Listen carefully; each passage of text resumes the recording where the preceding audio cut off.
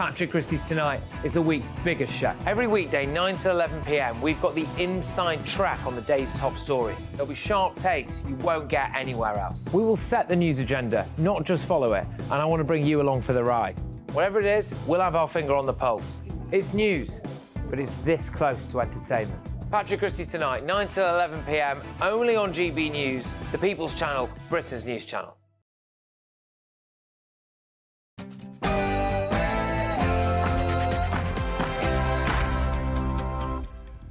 It's 9 p.m, I'm Patrick Christys. Tonight, Starmer keeps saying this. Speaker, the difference is he's scared of his party. I've changed my party. But his deputy, Angela Rayner, has just blown the Labour Party up and... Last time I voted Conservatives. Next time I'll be voting Reform. Well, Nigel Farage responds to this live also. Extremism is the promotion or advancement of an ideology based on violence, hatred or intolerance. Is Michael Gove's extremism definition a pointless waste of time? And is this racist? Robert, we really have to unite around Jeremy. And if Jess cannot unite around Jeremy... This is sort of uncanny. On my panel, it's Star Telegraph columnist Alison Pearson, Conservative peer Lord Bailey and ex-Labour Party advisor Matthew Larzer. Oh, and women. Is this OK? These are the days, these are the days, these are the days of girlhood. Get ready, Britain, here we go.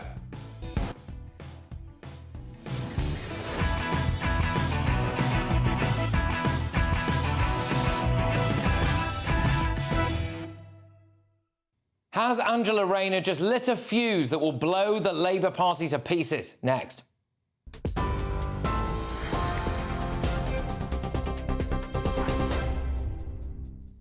Good evening from the GB newsroom at 9 o'clock. Your top story this hour. The Prime Minister has ruled out holding a general election on the 2nd of May amid speculation he could choose to go to the polls early. In an interview with ITV, Rishi Sunak was asked if there would be an election on the same day as the local elections, which takes place on the 2nd of May. He replied there won't be a general election on that day.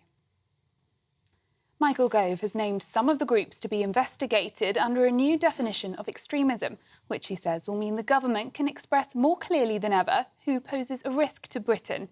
Some of the groups included are alleged to have Islamist views, with others described as neo-Nazi. Today's new extremism definition will be used to assess whether some groups should be marginalised or blocked from public funding. But Michael Gove insists not about silencing those who have private or peaceful beliefs. We have to be clear-eyed about the threat we face, precise about where that threat comes from, and rigorous in defending our democracy.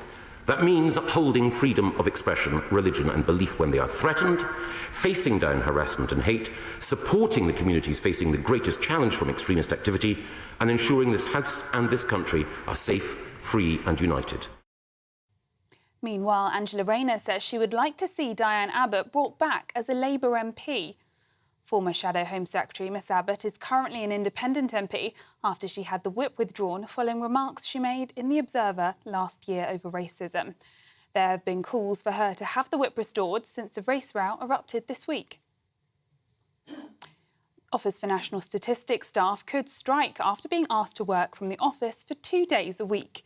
It's understood staff have been allowed to work from home since the start of the COVID lockdowns, but they're now being asked to return to the office on some days.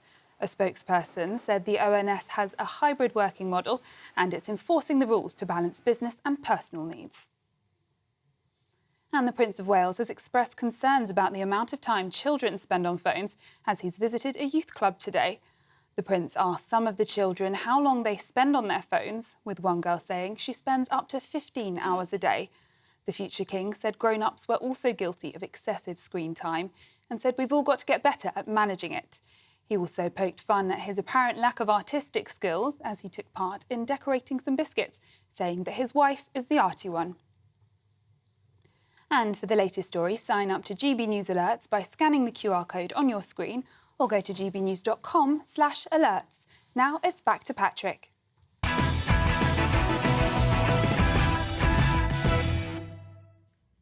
The reality of what a car crash a Labour government would be is now unfolding before our eyes.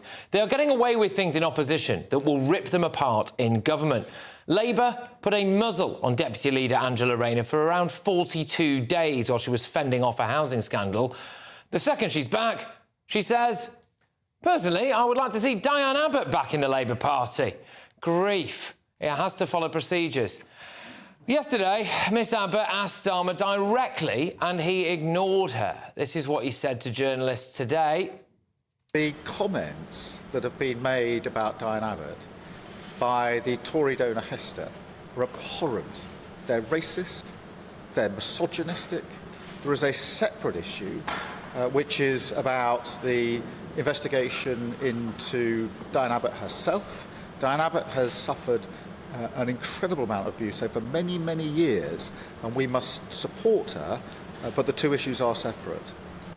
There is a gaping wound in the Labour Party here. Other Labour politicians want the MP for Hackney North and Stoke Newington back too. Sana Begum said it loud and proud on the BBC last night. Absolutely. She should have the whip restored. She is a trailblazer. And Jess Phillips has told Sky's Beth Rigby for it to end in this sort of sticky horror where everybody's fighting just seems a real shame. So I would much prefer to see Diane Abbott have the whip restored. Remember that Diane Abbott lost the whip for what many regarded as racist remarks about Jews and travellers. She used to support the IRA, reportedly. She's praised Chairman Mao. She loves Jeremy Corbyn. Starmer's deputy leader wants her back. So does the Labour left. What does he do? He can't say it's a changed Labour Party with Abbott back. That's a problem. Yesterday, Labour tried to sneak Andy McDonald's return under the radar after his riveted the seat remarks. Starmer caved into pressure from the left there. That's a problem. But Labour are divided over Gaza. And I dare say foreign policy in the Middle East in general. That's another problem. Nearly 100 MPs would have rebelled over the Gaza ceasefire. Starmer got a massive let-off, not being hauled before the Privileges Committee for allegedly leaning on Speaker Lindsay Hoyle. He was very lucky there, was old Beer Cormer. One day, the Teflon will wear off. Trans issues. Starmer wants to ban men in women's sports. But he's got prominent backbenchers like Angela Regal saying stuff like this. Labour will offer the country to pick up legislating to protect the LGBT community with a comprehensive trans-inclusive ban on conversion therapy. I would have liked to get it done sooner. It will happen. We just have to make progress, and it's very sad that, as honourable friend said, it's taken longer than the Brexit negotiations. That's a problem for him. Labour dropped its £28 billion Green pledge. Massive disquiet on the backbenches. They've got a problem on the climate. The likes of Clive Lewis were up in arms about it. Economic competence. There's no money, really, for Labour to spend if they get into government. Rachel Reeves has just made a massive clanger in her tax calculations. There will be a rebellion when MPs see that they are just another austerity party. Massive problem. And who will these MPs be? And this is the crucial point for me. If Labour does win a landslide, who will the new MPs be? A load of student activists and Fruit Loops? What's the vetting process?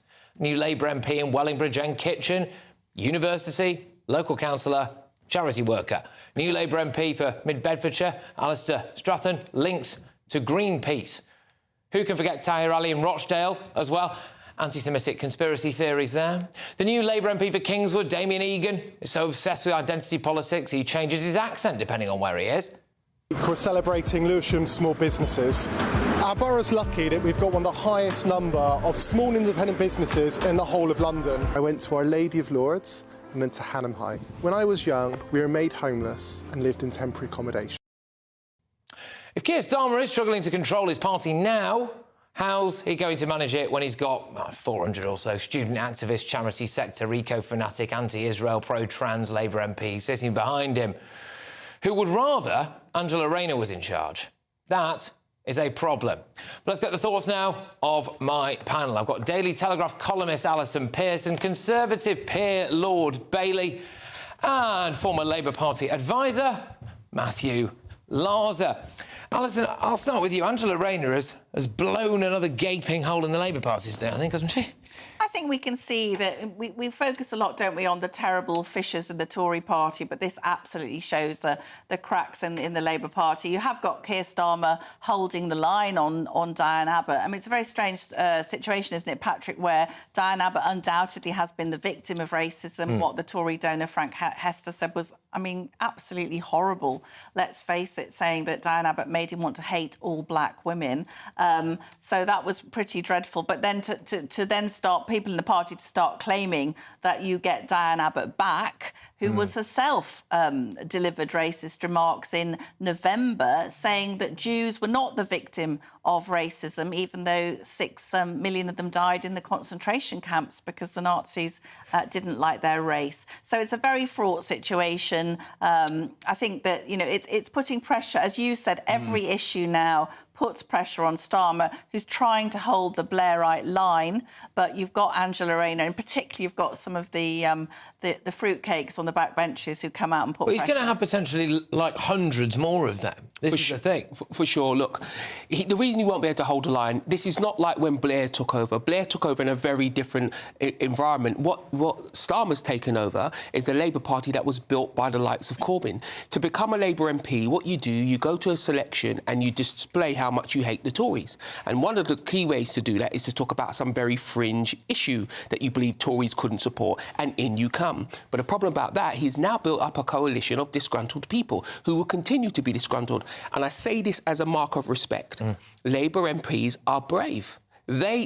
Once they've decided, I'm not going to get a job, let's be clear, one of his real control mechanisms is you'll never be a minister. Once they've decided they don't want that job, they are very brave. You take Diane Abbott, she said many a thing I disagree with, but she said them. She's come out and said them, and he will find that he has a group of people sat behind him who are mouthy beyond belief. Yeah. Matthew, you've got the deputy leader of the Labour Party now with a load of other people coming in over the top with her, saying, give Diane back the... Well, that's not what Angela Rayner said. What Angela Rayner says is that she'd like to see Diane back, but the process needs to run its course. Look, this has been an awful week for politics. Let's not get away from the fact the Conservative Party have taken at least £10 million from a man who makes comments that the Prime Minister describes as racist. Sean, are you happy to deliver leaflets that are paid for by this guy? Actually, I think the money should stay and should support black candidates. So, yes, I do. OK, well, that's not what they're doing. They're paying for leaflets to attack the Tories. So look, Diane Abbott get the whip back? This Tory donor said that Diane Abbott should be shot. Should Diane Abbott have the whip just let me back? finish, Patrick. So what he said is that he thinks that Diane should be shot. So therefore, the heart of the Labour Party, people's feelings of comradeship, to use a very Labour Party word, towards Diane, are running high this week. People effectively want to give Diane a hug. What Diane said in her comments were crass and wrong, but she didn't call for anybody to be shot. So what Angela said today, is what Keir has said as well, is that the Labour Party's disciplinary procedure needs to take its course so that her crass and wrong comments can be dealt with. There's two things. Keir Starmer's trying to buy time, so Diane Abbott has retired, stepped off, you know, before this happens. That's the real thing. And let's talk about paying back donations. You've had major Labour Party donors who have called Hamas freedom fighters. Who? Delvince. There you go, Delvince. He said one man's terrorist... He hasn't supported... Delvince does not support Hamas. Never was even asked to pay the money back. Let's talk about Just Stop Oil then. He supports them wholeheartedly. They've been absolutely devastated. There's a difference between supporting Just Stop Oil, Sean, and calling for the death of an MP. Not really. When you've called Hamas freedom fighters, I'm afraid no. He did not say that. He did. He said one man... Yeah, it's a well-known phrase, that. He didn't say that he thought they were freedom fighters. Well, I'll tell you something now.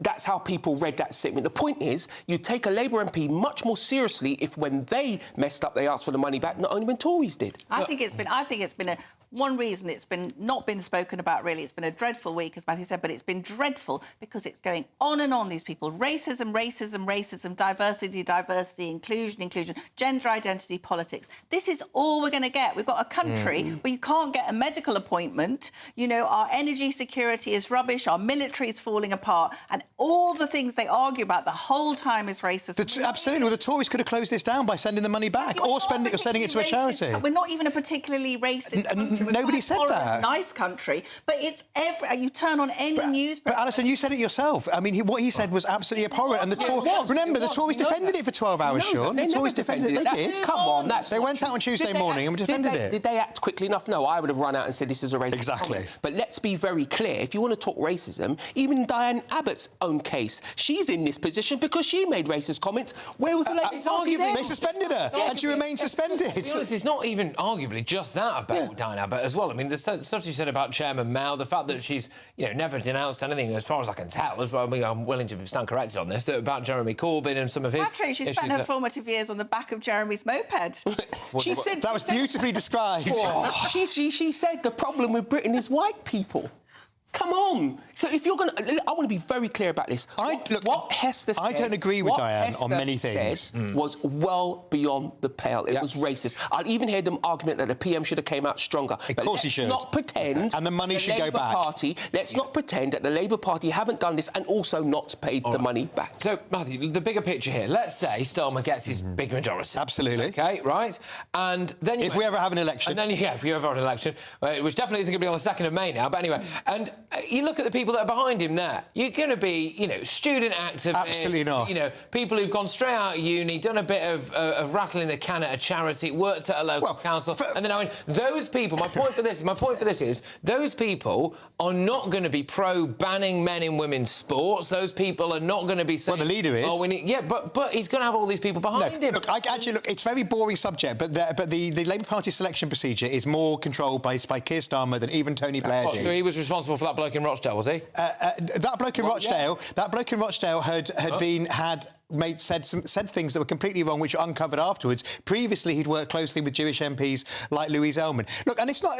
I'm very pleased that we're going to have... You've admitted that some of the reputable Labour Muslim candidates are under pressure in their own constituencies from the Islamist mob. And that's absolutely... And lots of Labour MPs have had mobs outside their offices and have stand firm, including Muslim Labour MPs. But they're not all from charities. There's a mixture of backgrounds. I'm pleased to have people who've got a charity background. Right. No, from business, small businesses, and a whole different backgrounds. That's what you need. You need a diverse set of MPs. We will see what happens, won't we? We will see what happens. Right, OK, we're off to an absolute flyer. Thank you very much. Speaking when she was suspended in August 2023, Diane Abbott said the errors arose in an initial draft... This is about her, about her suspension. The errors arose in an initial draft being sent, but there is no excuse. I wish to apologise for any anguish caused. Racism takes many forms, and it is completely undeniable that Jewish people have suffered its monstrous effects, as have Irish people, travellers and many others. Right, OK, loads more still to come here, but before all of that, spring is in the air, and so is your chance to win a garden gadget package, a shopping spree and an incredible £12,345 in tax-free cash. Here's how you can make those prizes yours. We've got cash, treats and a spring shopping spree to be won in a great British giveaway. You could win an amazing £12,345 in tax-free cash. Plus, there's a further £500 of shopping vouchers to spend at your favourite store. We'll also give you a gadget package to use in your garden this spring. That includes a games console, a pizza oven and a portable smart speaker, so you can listen to GB News on the go. For another chance to win the vouchers, the treats and £12,345 in tax-free cash, text GBWIN to 84902. Text costs £2 plus one standard network rate message. Or post your name and number to GB03 PO Box 8690 Derby DE1 9TT. UK only. Entrance must be 18 or over. Lines close at 5 p.m. on Friday the 29th of March. Full terms and privacy notice at gbnews.com/win. Please check the closing time if watching or listening on demand. Good luck. Still to come, we've been talking a bit about the old hard left in the Labour Party, haven't we? Diane Abbott has said that this impression of her, which had Robert Peston and Jess Phillips howling with laughter, is racist. Robert, we really have to unite around Jeremy. And if Jess cannot unite around Jeremy... This is sort of uncanny. I'm asking GB News superstar Nana Akua and activist Femi Nylander whether they agree shortly. But first, it's been revealed that the government's big definition of extremism this morning won't become law and can't be enforced. So is the whole thing absolutely pointless? Our very own Nigel Farage reacts to that and gives his take on Boris Johnson's mooted red wall return to help save Rishi Sunak. Stay tuned.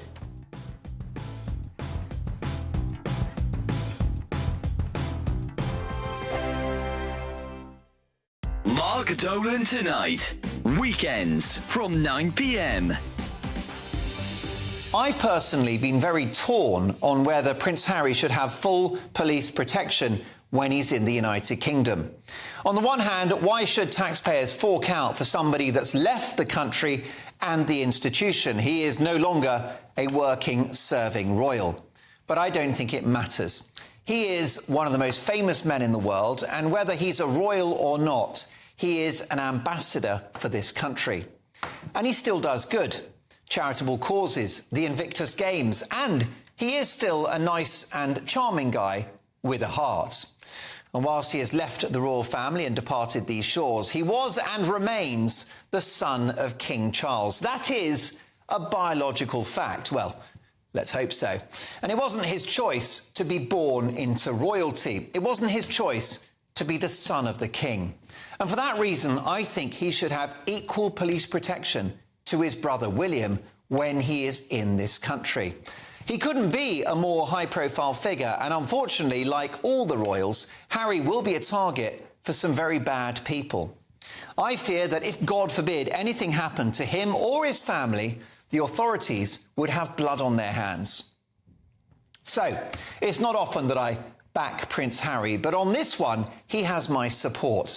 Look what happened to his poor mum, killed in a Paris tunnel in the 1990s with an allegedly drunk chauffeur. A top royal security insider recently told me that Diana would still be with us today if she had had top royal protection at that time. So let's not make the same mistake twice. Prince Harry needs full protection and the best we've got. Yes, he might be a numpty, but he's our numpty. Join me, Camilla Tominey, every Sunday at 9:30 when I'll be interviewing the key players in British politics and taking them to task. This report basically says that he's not fit to stand trial. With an upcoming election looming over Westminster, now is the time for clear, honest answers. I agree. And that's precisely what I'll get. Is he indecisive? Incompetent? That's the Camilla Tominey Show at 9:30 every Sunday on GB News, the People's Channel, Britain's election channel. I'm Michelle Dewberry, and I'm not here to tell you what to think. I'd much rather hear what you have to say. So, send in your opinions to gbviews@gbnews.com. Keep them clean, and you never know, I might read them out. With my panel here on Jubes & Co, we debate, we get stuck into the issues of the day on a show where all views are welcome, especially yours. GB News, the People's Channel, Britain's news channel. 2024, a battleground year. The year the nation decides. As the parties gear up their campaigns for the next general election. Who will be left standing when the British people make one of the biggest decisions of their lives? Who will rise? And who will fall? Let's find out together. For every moment, the highs, the lows, the twists and turns. We'll be with you for every step of this journey. In 2024, GB News is Britain's election channel.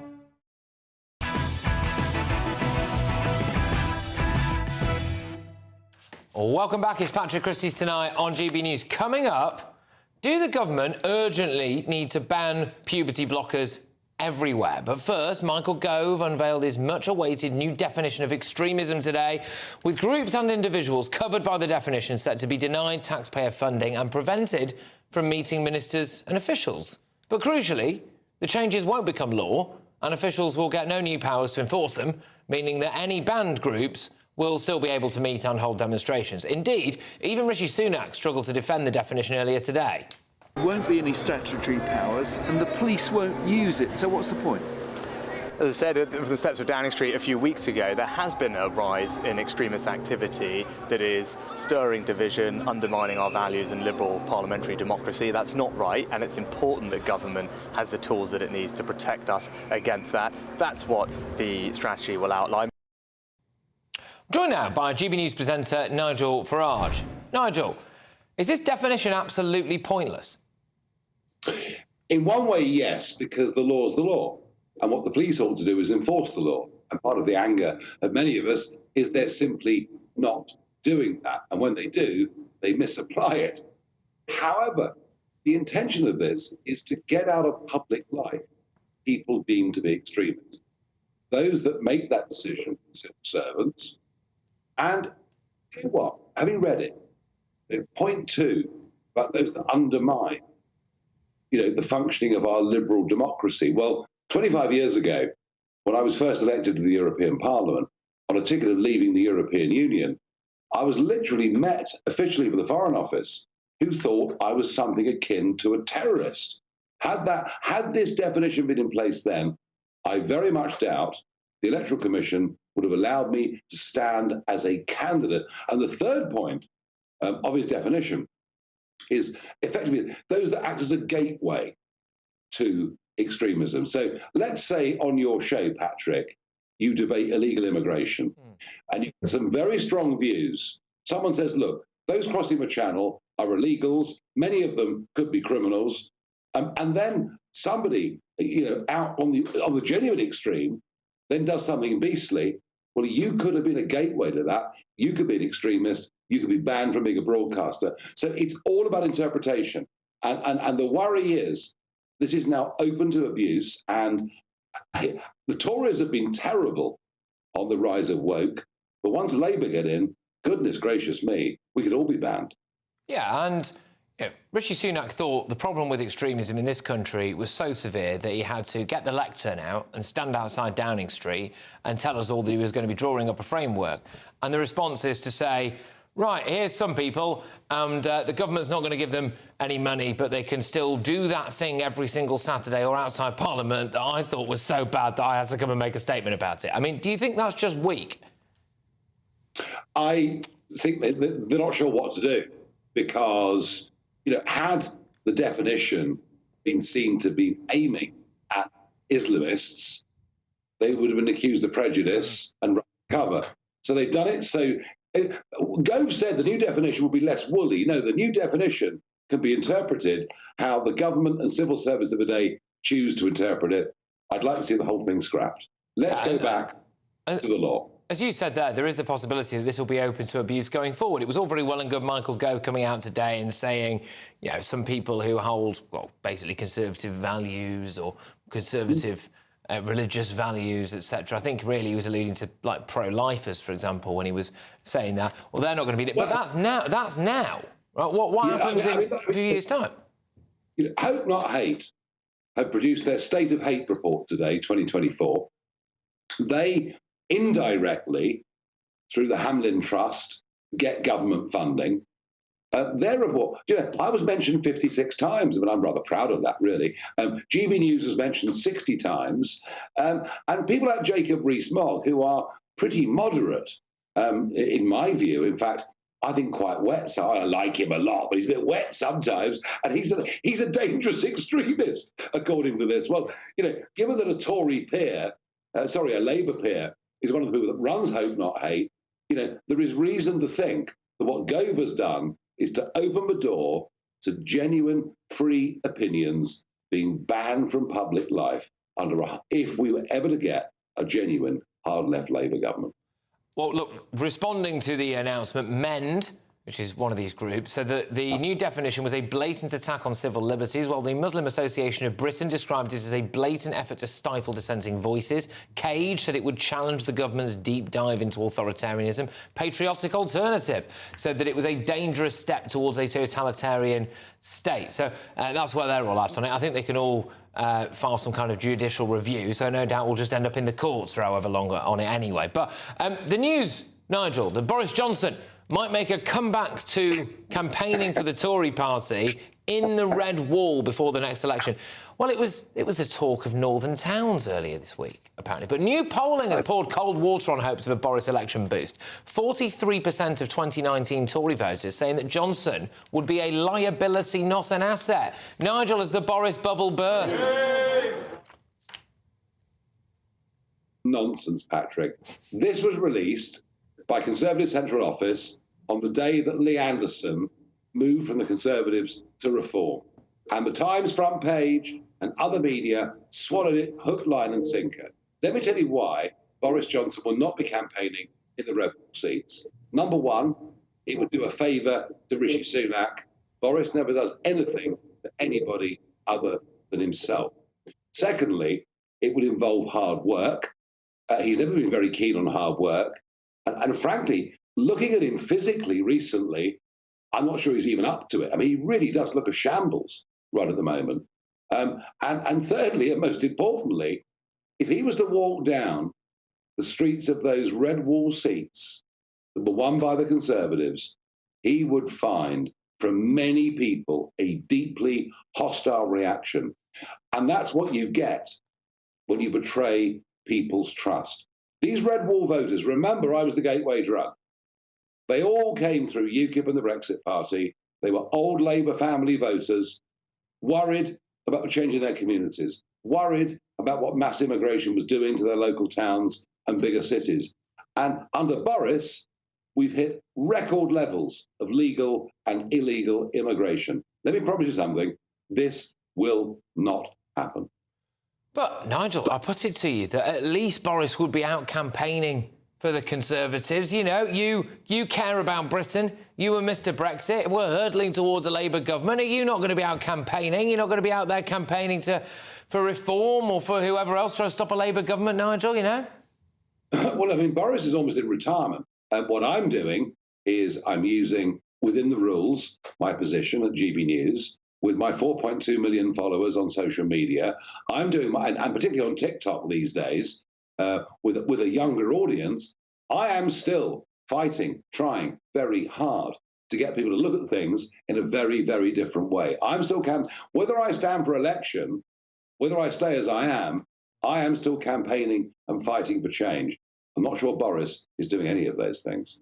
Well, now time for something completely different, as they say, Nigel, because GBNews' political editor, Christopher Hope, has got a new podcast, OK? So it's Chopper's Political Podcast. It premieres tomorrow at 6 a.m. Mark the launch. He caught up with pop star Holly Valance, who, well, I'll take it away, Holly. Last time I voted Conservatives. Next time I'll be voting Reform. Really? Yeah. You're at heart. You're well, I think the definition of insanity is doing the same thing and expecting a different outcome. And I'm sure as hell not going to Labour. What do you make of that, Nigel? She's a good friend of mine. All right. So, you know, hands up. I have an interest in this. She's a good friend. She and her husband, Nick, are good friends of mine, very good friends of mine. And I even took them to meet Donald Trump a couple of years ago. So you're not going to get an unbiased view here. Holly cares about current affairs. She's very passionate about many, many issues. And she was, and her husband, Nick, big supporters of Boris, very big. I mean, not just big supporters, but friends, personal friends, you know, with Boris Johnson, with Carrie. And she feels completely let down by what the Conservatives have done since 2019. And yes, she's Holly Valance from Neighbours, and from pop music, from films, and a star. But actually, do you know what? She represents a view that is held by many millions of people in this country. You know, if you betray people, if you lie to people, in the end, you pay a price. I look forward to the Nigel Farage-Boris Johnson special that inevitably has to happen at some point here on GBNews. Nigel, thank you very much. All right, look, you can listen to Chopper's Political Podcast every Friday on Apple, Spotify, or wherever you get your podcasts, or watch the full video on gbnews.com. Don't miss out, it'll be great. Coming up, the NHS banned trans kids being prescribed potentially harmful puberty blockers, but there's a big loophole in all of this, and it allows them to be dished out at private clinics. I'm going to be asking Bev Jackson of the LGB Alliance if we need to be doing more to protect our youngsters shortly. I'll also be doing a head-to-head. Now, Diane Abbott said that this impression of her, which had Robert Peston, Jess Phillips howling with laughter, is racist. Robert, we really have to unite around Jeremy. And if Jess cannot unite around Jeremy... This is sort of uncanny. Well, she got a point. GB News presenter Nana Akua and activist Femi Nylander do battle on that next, and a little bit later on as well. We will be discussing an idea that the Home Office appears willing to allow as many as around 2 million Palestinians to actually come here and claim asylum. More detail on that later. Patrick Christys tonight, only on GB News. Good evening. Welcome to your latest weather update from the Met Office for GB News. Tomorrow will be a case of dodging the downpours, some pretty heavy ones around, but also some bright spells. When low pressure is dominating, sitting right over the UK, you're never going to have dry weather for long. But this low has been providing some very soggy conditions through central and southern Scotland through the day, and it stays wet overnight here. Showers elsewhere, becoming a bit drier for England and Wales through the night, but then more heavy downpours coming from the southwest through the early hours. Gusty winds with that as well, maybe even the odd rumble of thunder that might wake you up. A very mild night for most, but just low enough for a touch of frost in northern Scotland in the countryside. So a damp and chilly start for most of Scotland. Further heavy showers further south, a lot of spray and surface water on the roads for the morning commute. Those downpours should ease through the day, but it stays dull and damp for southeast Scotland, northeast England. Elsewhere, a mixture of bright spells, but also some further showers. Again, pretty mild for England and Wales, 15, 16, where we see some sunshine, but a cold feeling day, particularly that persistent rain over Scotland. Gets pretty cold on Friday night. Many of us will start the weekend with a touch of frost, but also, many of us will start with some sunshine. Stays fine for much of eastern England, northern England and Scotland. Further west, cloud will be edging in with some patchy rain. Temperatures in the teens in the south, single figures once more further north, despite some decent spells of sunshine. Goodbye. Free Speech Nation, Sunday nights from 7 p.m. Our first question comes from Elliot. Elliot, hello. Is Canada now an authoritarian state? Elliot, I think it's been an authoritarian state for a while. I mean, under Trudeau, this is a new thing now, and this is coming from the Justice Minister, who has Arif Virani, and he has defended this new power for their online harms bill. That sounds familiar. We've got something quite similar. And they're saying they can now impose house arrest on someone who they think might commit a hate crime in the future, right? That's scary stuff, isn't it? There's obviously a very dark side to this, because you can't, or in my opinion, you shouldn't be able to imprison somebody before they've done anything. Right. Well, it is Canada, and I know you in this country, you kind of respect Canada as a country. America didn't even know it was a country until recently, and I think that's what they're trying to do. They're trying to show themselves to be different than America. I think America has a responsibility to invade. You know what? I do. You know, you're kidding, but it may come down to this, or this may just be yeah, maybe. Well, I just think it's ridiculous that the idea of arresting someone... I mean, our government's bad enough, and the Scottish government's out of control, the Irish government's out of control. They're all talking about... I mean, the Irish government's got a new hate crimes bill where they're talking about they can seize your phone if they suspect you might have some material that could potentially stir up hatred. I mean, for God's sake, what does that mean? Your phone's full of that kind of thing. Well, the government knows that. Yeah. But you're right. But it has to do with the bigger picture, which is Canada has sucked itself in on the big team world. Sorry, I'm going to say it. It's big team world. And what they're doing, this is not even a free speech issue. This is just about silencing dissent against the Canadian government. It has nothing to do with openness and talk, whatever. It's like saying, we don't want these people to spread their opinions. Dangerous opinions. That's what speech codes and hate speech laws always do.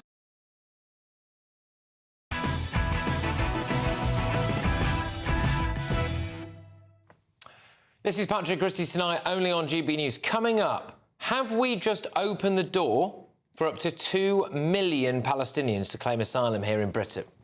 But first, it's time for tonight's head-to-head. And the Diane Abbott race row is tonight threatening to tear Labour apart, with a growing clamour from the hard left of the party to reinstate the suspended MP. When you see someone like Diane, you know, where the reports suggest that Frank Hester had made comments such as that she should be shot, I think it's incredibly frightening. And I think that you do expect and you do want a level of institutional support from every institution possible, but also your own party. A duty of care. Absolutely. Abbott herself came out swinging on today's front pages, and she accused the Tories and also Labour of racism, citing the 2022 issue, which showed senior party officials using racist tropes against her. In further developments, the now independent MP also took to Twitter to blast journalist Robert Peston and Labour MP Jess Phillips having a good laugh at someone impersonating me. Racism is not the preserve of any one political party. Here's the episode that Diane took offence to. Is that Jess's favourite Diane Abbott? Robert, we really have to unite around Jeremy. And if Jess cannot unite around Jeremy, this is sort of uncanny. Then she will be hearing from my friends, Big Frank and Harry the Hatchet. Because we really need to have a talk about uniting around Jeremy. So, tonight I am asking, is it racist to impersonate Diane Abbott's voice? Let me know your thoughts. GBviews at gbnews.com, at GBnews on Twitter. Make sure you vote in our poll. I'll bring you the results in a few short minutes. But first, going head-to-head on this are GB News host Nana Queer and activist Femi Nylander. Both of you, thank you very, very much. Nana, was that racist? No, it wasn't. It was funny. Look, I don't know what's happened to people where literally anything is racist. Okay, so the woman doing the impersonations is a lady called Jan Ravens. She was one of the impersonators, as I understand it, for Spitting Image. And within that whole conversation, she did impersonations of Theresa May. She did Emily Thornberry. I think she did a host of female politicians, and Diane Abbott was one of them. This has literally got nothing to do with racism at all. And I'm kind of fed up with people seeing racism in anything and everything and almost taking away the value, the real power when someone is being genuinely racist. It kind of diminishes the reality of racism by literally finding it in everything. Femi, was it racist? Well, I mean, first of all, the wider context is important. And we know why Diane was initially suspended, of course, was because she said and claimed there's a hierarchy of racism in this country, and racism against black people isn't necessarily treated the same as racism against Jewish people and other kind of people who aren't necessarily visibly minorities. Now, I think this is actually showcased that maybe she wasn't entirely wrong, because imagine if at the height of Jeremy Corbyn's career as leader of the Labour Party, he accepted donations from someone who said Margaret Hodge should be shot and that looking at her makes you want to hate all Jewish women. He would have been crucified for it. You wouldn't have senior MPs saying that he should be given Christian forgiveness. You wouldn't have other MPs saying that what he said wasn't even racist. So, I mean, this whole incident has in some ways vindicated... Femi, I do take your point. I get what you're saying, but I am just going to ask you, was that clip racist? Is doing an impression of Diane Abbott racist? Oh, so doing an impression in and of itself isn't racist, but I don't think what Diane was saying was that was necessarily racist. She was talking about a pattern of behaviour by Jess Phillips, which includes when Jess Phillips was first appointed as an MP, saying that she told Diane Abbott to F off, this, that and the rest, and just a pattern of disrespect to which Diane Abbott is subjected by Jess Phillips previous to that. So I don't think she was even saying that the impression itself was racist. I think she was just pointing out that the Labour Party has in many ways sidelined her. And I mean, she receives more racist abuse, one study showed, than every other Labour MP combined. I think the inference is there, though, isn't it? Journalist Robert Peston, and this is Diane Abbott's tweet, journalist Robert Peston and Labour MP Jess Phillips having a good laugh at someone impersonating Diane Abbott. Racism is not the preserve of any one political party. I think it's reasonable to infer from that she is saying that that's racist, Femi. I mean, is it really? It's an impersonation. You know, Diane Abbott has, plenty of, no doubt, genuinely, seriously lived examples, right, of out-and-out racism against her. I don't think anyone denies that. But, does it not diminish those lived experiences, Femi? I mean, she obviously wasn't saying that the impersonation was racist because the person doing the impersonation wasn't a member of the Labour Party. She was pointing out that Jess Phillips has subjected her to racist in the past. She's talking about, if she said impersonators are racist, then she'd be talking about the impersonation. She's talking about a pattern of behaviour by Jess Phillips. And unfortunately, she wasn't allowed to talk about that pattern by the ex-Labour MP, who is the Speaker of the House, Lindsay Hoyle, who's more than 46 times. All right. No, go on. Listen, I've listened to you go on a long time, and you've got on a little journey talking about other things that may have been racist, and Diane Abbott, who's made a racist comment herself, which is why she's suspended. Look, the question is whether that clip is racist, and she's saying it is.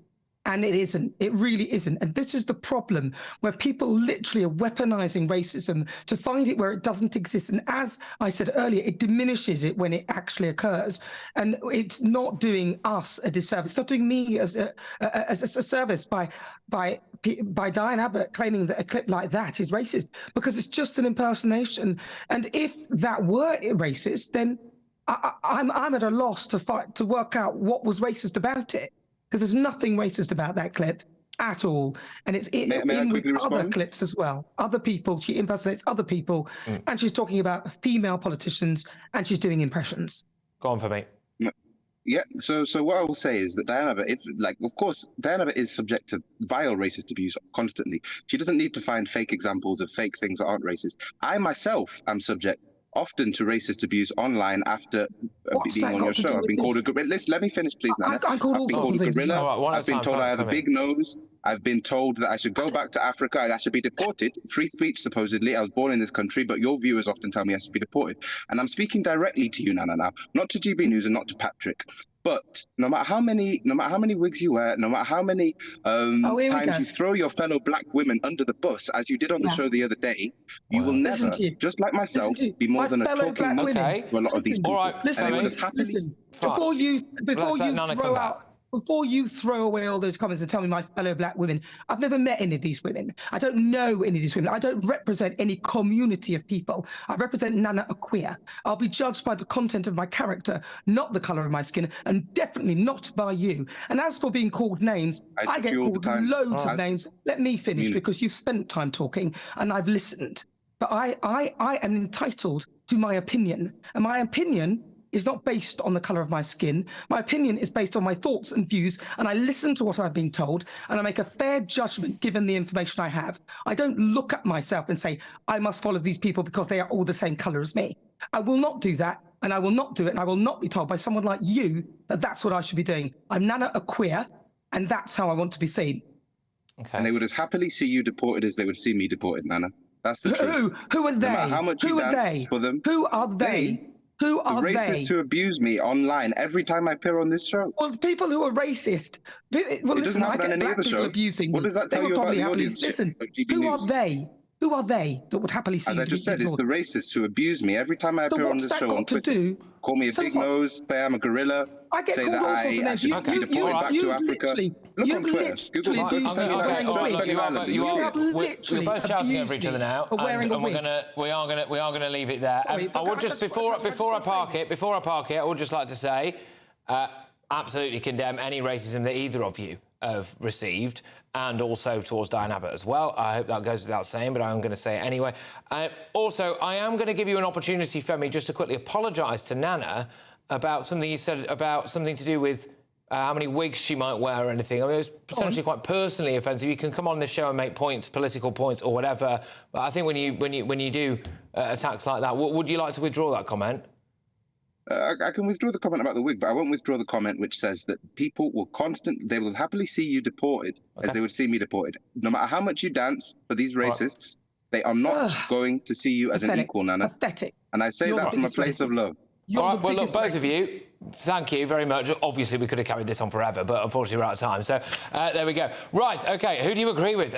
She accuses Robert Peston and Jess Phillips of racism. Is it racist to impersonate Diane Abbott's voice? Grant on X says, it's the British way, but yourself on a pedestal. Put yourself on a pedestal. And people poke fun at you. If you don't like it, don't climb onto the pedestal. Mick says, it would really depend on what you said. Though adopting blackface for the impression would not be OK. Janie says, lots of people are impersonated. They are usually quite flattered. Think how many people impersonated Lady Thatcher. Your verdict is now in.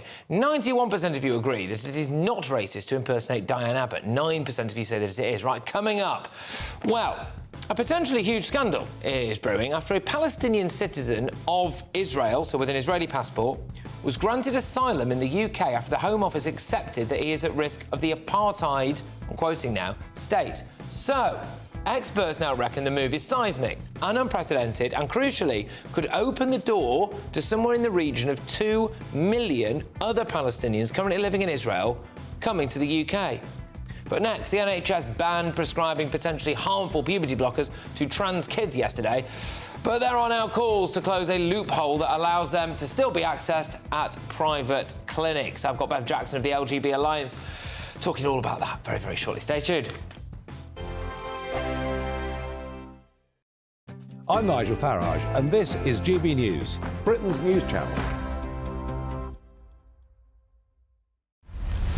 Farage, Monday to Thursday from 7 p.m.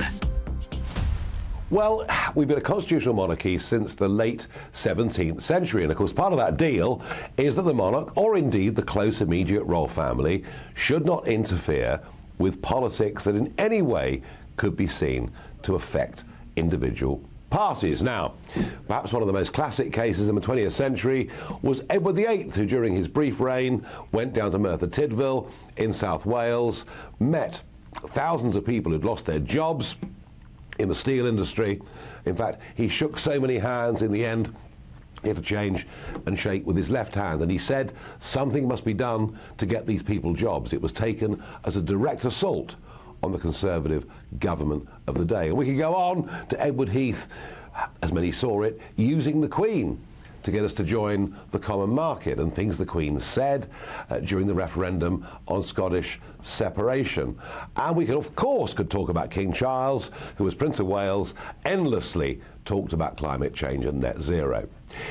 But the intervention overnight from Prince William, I think, is the most direct political piece of interference that has international and global implications that I almost think we've ever seen. Prince William is saying to Israel, stop what you're doing. Some will see that as being given a free pass to Hamas. Many young people will say, hooray, he's doing the right thing. But whether he's doing the right thing or not, has he gone just too far with this? Should our future king intervene in this way? I don't believe that he should. I think he's making a very big mistake. GB News is the home of free speech. We were created to champion it, and we deliver it day in, day out. Free speech allows us all to explore and debate openly the issues most important to us, our families, and of course, the British people. Having challenging conversations to enlighten each other. Which is why we hear all sides of the argument. We are the People's Channel. We will always stand by the freedom to express yourself. On TV, radio and online. This is GB News, Britain's news channel. I'm Christopher Hope. And I'm Gloria Di Piero, bringing you PMQ's Live here on GB News. Every Wednesday, we'll bring you live coverage of Prime Minister's questions when Rishi Sunak and Sir Keir Starmer go head-to-head in the House of Commons. We'll be asking our viewers and listeners to submit the questions that they would like to put to the Prime Minister, and we'll put that to our panel of top politicians in our Westminster studio. That's PMQ's Live here on GB News, Britain's election channel.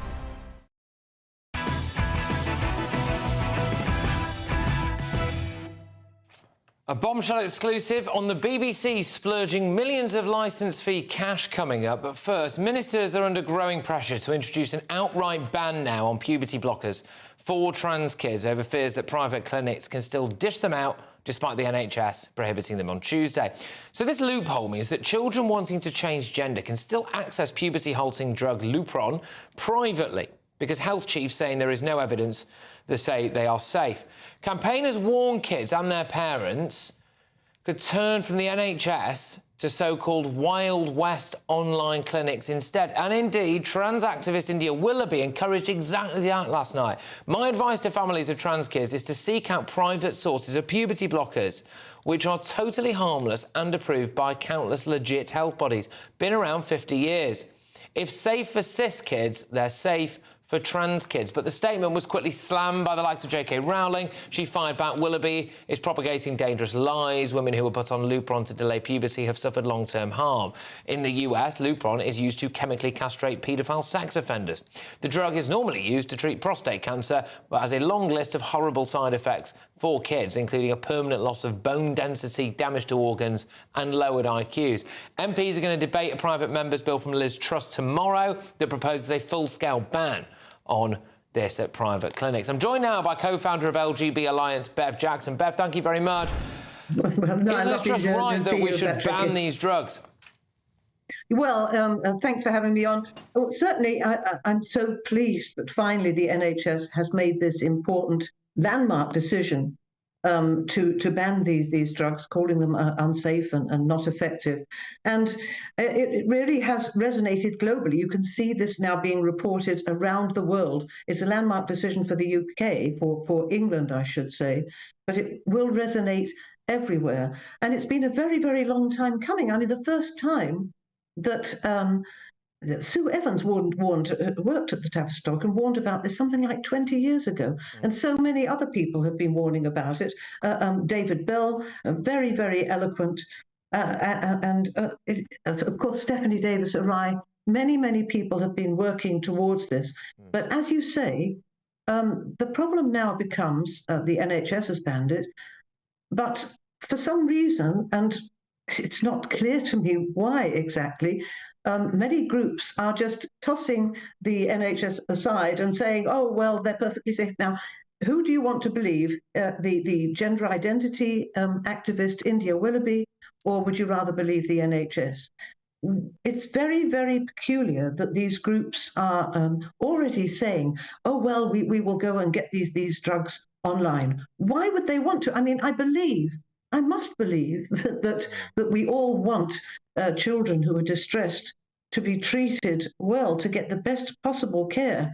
So what could possibly be the motivation of people to want to go and take drugs which are not safe? To you, and this is from, it's not my words, obviously, it's the words of Susie Green, who previously headed up Mermaid, no doubt you know her well.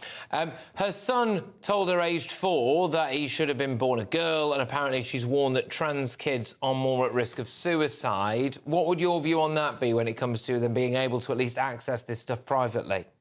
Well, I don't really know why the view of Susie Green, who took her son to have sex change treatment when he was very, very young, and who has no medical training at all, and yet was involved in drawing up guidelines which some people quite wrongly call best practice.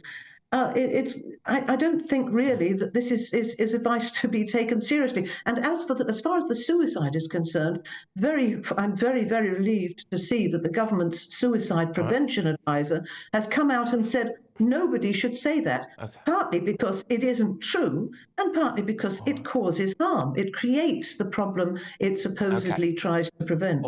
Look, thank you very, very much. I'm sorry to cut you off there. We are very pressed for time at the end of the hour. I hope to talk to you about it again very, very soon. Thank you for your time. Look, coming up next, potentially huge scandal brewing after the Home Office ruled that Israel could be viewed as an apartheid state. Does this now open the door for nearly 2 million Palestinians to come to Britain, to fly here themselves and claim asylum? Surely not. That warm feeling inside from Boxed Boilers, sponsors of weather on GB News. Good evening. Welcome to your latest weather update from the Met Office for GB News. Tomorrow will be a case of dodging the downpours, some pretty heavy ones around, but also some bright spells. When low pressure is dominating, sitting right over the UK, you're never going to have dry weather for long. But this low has been providing some very soggy conditions through central and southern Scotland through the day, and it stays wet overnight here. Showers elsewhere, becoming a bit drier for England and Wales through the night, but then more heavy downpours coming from the southwest through the early hours. Gusty winds with that as well, maybe even the odd rumble of thunder that might wake you up. A very mild night for most, but just low enough for a touch of frost in northern Scotland in the countryside. So a damp and chilly start for most of Scotland. Further heavy showers further south, a lot of spray and surface water on the roads for the morning commute. Those downpours should ease through the day, but it stays dull and damp for southeast Scotland, northeast England. Elsewhere, a mixture of bright spells, but also some further showers. Again, pretty mild for England and Wales, 15, 16, where we see some sunshine, but a cold-feeling day, particularly that persistent rain over Scotland. Gets pretty cold on Friday night.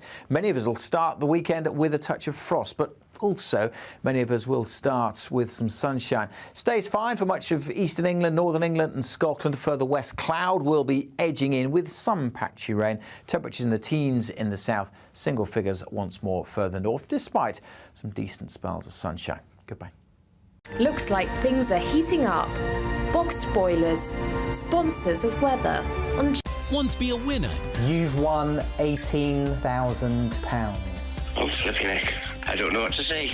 Enter our massive spring giveaway with 3 big seasonal prizes to be won. There's £12,345 in tax-free cash to give your finances a spring boost. We'll also send you on a shopping spree with £500 worth of vouchers to spend in the store of your choice. You'll also get a garden gadget package. For another chance to win the vouchers, the treats and £12,345 in tax-free cash, Text GBWIN to 84902. Text costs £2 plus one standard network rate message. Or post your name and number to GB03 PO Box 8690 Derby DE1 9TT.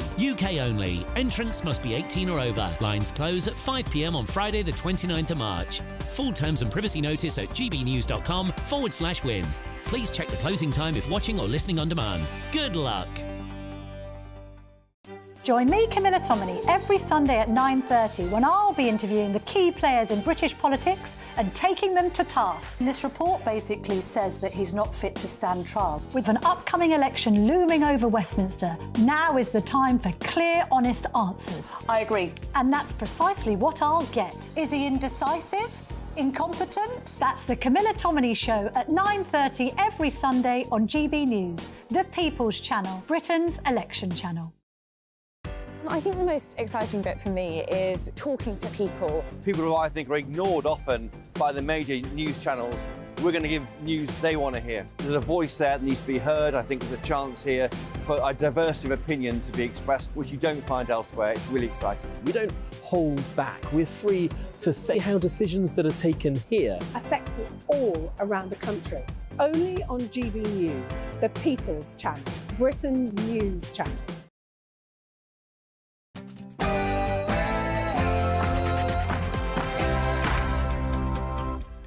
It's 10 p.m. I'm Patrick Christys. Tonight, nearly 2 million Palestinians could be given the right to live in Britain. And we have to be clear-eyed about the threat we face, precise about where that threat comes from, and rigorous in defending our democracy. I've got a victim of extremism, a hardline Muslim, and an eco-activist, all on together at the same time. It's bound to kick off. Also, these are the days.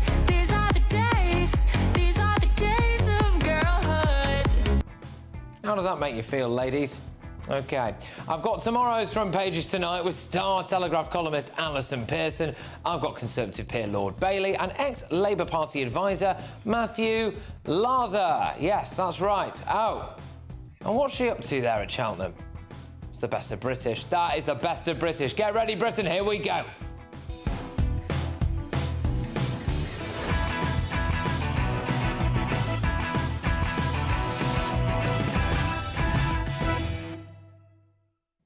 Are nearly 2 million Palestinians about to move to Britain? Next.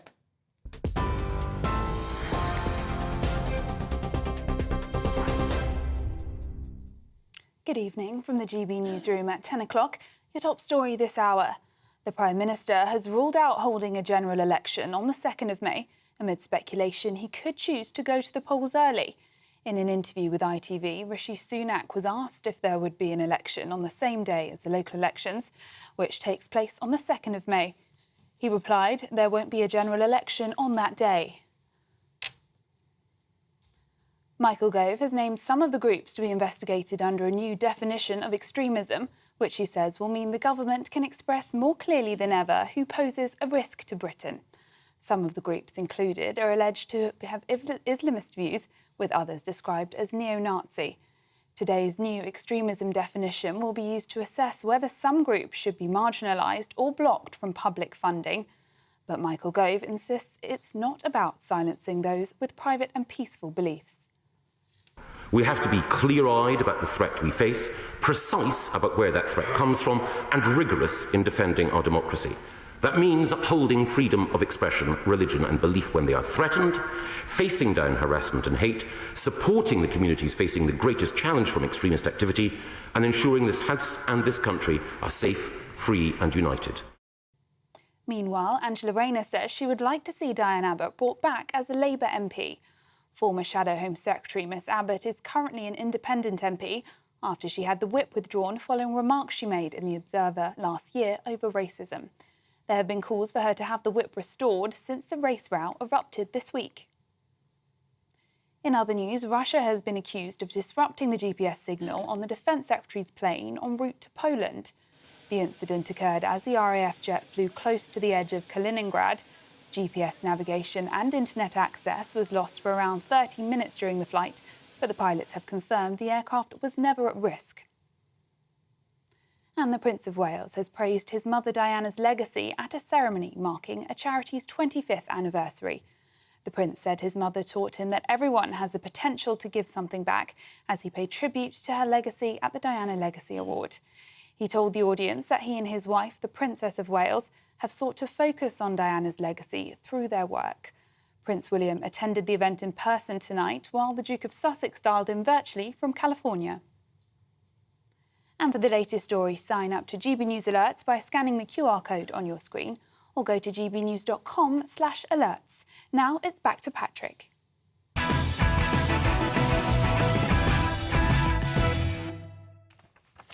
Welcome along.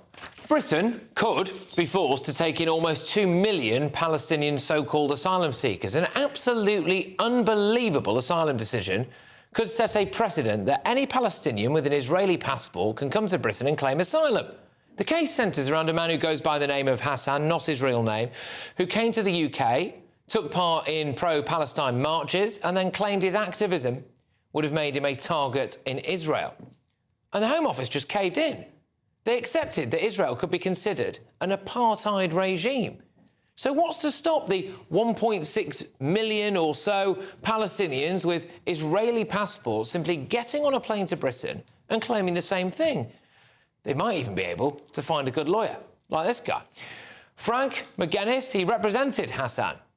Let's have a little look at this guy, shall we? On October the 7th, the day of the Hamas terror attack, he tweeted, "Victory to the Intifada." He was reported to the Bar Standards Board and the tweets were sent to counter-terror police. He works for Garden Court Chambers, apparently, but they have refused to investigate him over the tweet because they only look at complaints about quality of service. But they did investigate Alison Bailey because she said she didn't want the Chambers to become a Stonewall diversity champion. They eventually paid her £20,000 in compensation after a tribunal decided that she'd been victimised for her women's rights beliefs. But they won't investigate the man who appeared to be glorifying the horrific events of October the 7th. McGuinness has also previously been reported to the BSB by the Campaign Against Anti-Semitism after this tweet in December 2020. Zionism is a kind of racism. It is essentially colonial. It has manifested in an apartheid regime calling itself the Jewish state that dominates non-Jews and particularly Palestinians. That complaint was rejected. We wanted to know a little bit more about Mr. McGuinness, so we asked him directly. Does he condemn the killings on October the 7th? Does he consider Hamas to be a terrorist organisation? Does he believe that Israel has a right to exist? Straightforward questions. Easy to say yes or no to. It's easy to say you condemn the killings of innocent Jewish people, including babies, for example. He refused to condemn it. He refused to say Hamas were terrorists or say that Israel has a right to exist. In fact, he just said, "I only give comment to professional media outlets and not xenophobic entities created to foster division." OK.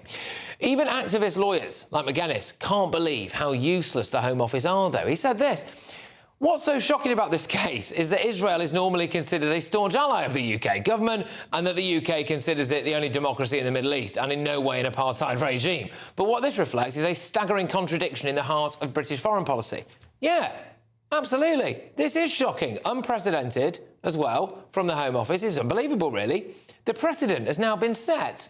So somewhere in the region of 1.6, maybe more, million Palestinians with Israeli passports can just come to Britain now, can they?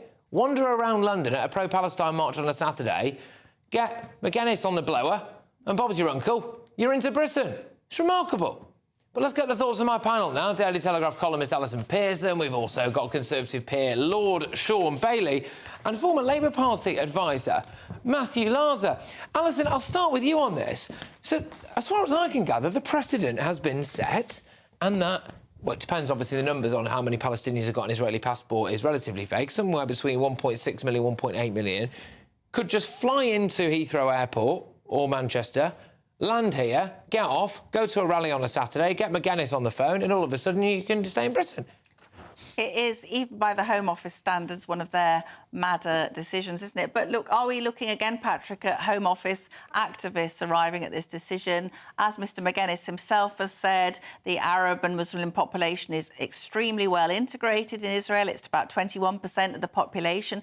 10 members of the Israeli parliament, the Knesset, are Muslim and of Palestine origin. So there's absolutely no validity at all in this charge of apartheid or anything like that. And as you say, what's going to happen? That they can come over here, go on a pro-Palestine march, and then apply for asylum. There's something about it doesn't smell quite right to me. I don't understand the basis. Of course, you know, clearly you can't send someone back to Iran if they're going to be hanged. What's going to happen to Hassan if he gets sent back to Israel? Nothing's going to happen to him. So the basis for it is utterly wrong.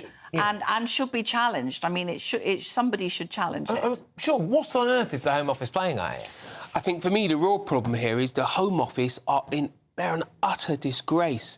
The fact that we have Israel as one of our allies, but then they can make this decision, that shouldn't be someone's opinion. Either the government change it or they act on what is the official position. But this just leads to British people simply not trusting the system.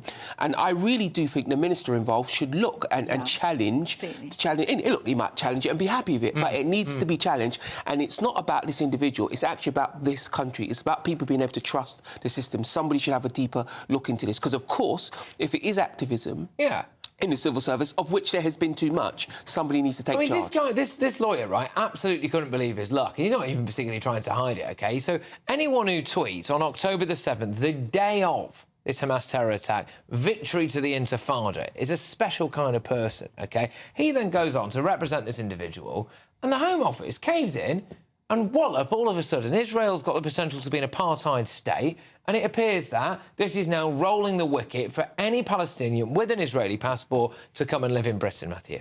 Yeah, I mean, it seems an extraordinary decision. I mean, look, the asylum system is there for a purpose, and it's to allow people who need to seek asylum and who need protection from persecution from around the world. And what I worry about is that system is brought into disrepute when seemingly absurd decisions like this are taken, which therefore get the public's back up and support for the very necessary asylum system collapses. So the system's a complete mess. And look, it's extraordinary there, the tales that his chambers, the lawyers' chambers, the barristers' chambers, it was the same chambers that had the Alison Bailey case. I mean, it seems to me that that there's a case to be answered about those tweets, because you wouldn't feel comfortable if you were a Jewish client of his. So, you know, therefore, they should be investigated. But we must protect the asylum system. It is necessary, but we can't have nonsense like this. I mean, the idea that this guy's going to go back to Israel and is going to be kind of beaten up. Israel's got quite a lot on at the moment, hasn't it? You know, it's quite busy, it's quite tied up. And in that lot, and there's a proper legal system, like he said, and it's the only democracy in the Middle East. And what's interesting as well, there's a lot of Israeli people who are pro-Palestine, you know, who see themselves as Jewish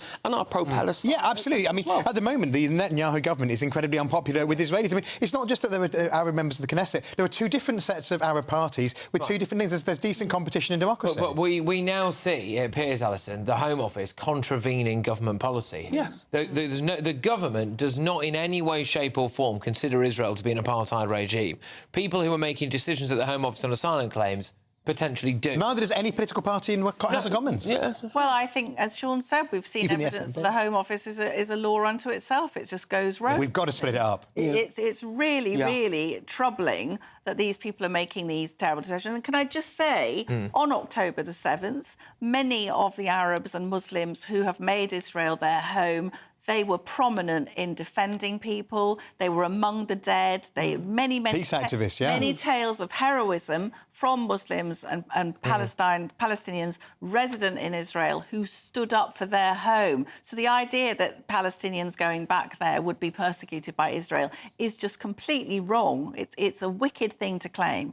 I just want to focus one more time on the Home Office.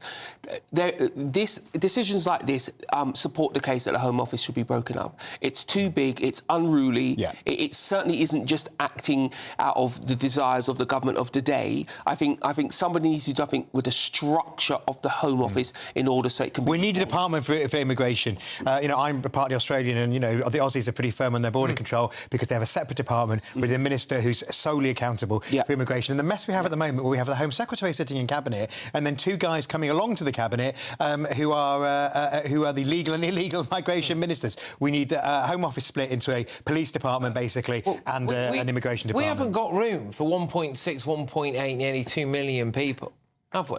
But also, why would you want to take that out of Israel? We already have that happening anyway. Yeah, but also, what worries me is you'll be taking people out of Israel. You'll be losing a part of Israeli culture. Why? It's a bit like, you don't want to make Israel a monocultural state by saying that you're taking away the diversity of Israel. So it seems to me it's actually an anti-liberal thing. But when you look at immigration in this country and you separate out immigration, economic and asylum seekers, many people in politics make a proud boast of the fact that we take thousands of the best people from other places in the world. We ought to look at that statement because we are crippling many places in the world by taking their best. So the boast that we staff our NHS and other parts of our economy with these people actually needs to be looked at. At somebody else's expense. Well, also remember, Patrick, it was only a few weeks ago that it was the Home Office that was holding World Hijab Day. Yeah.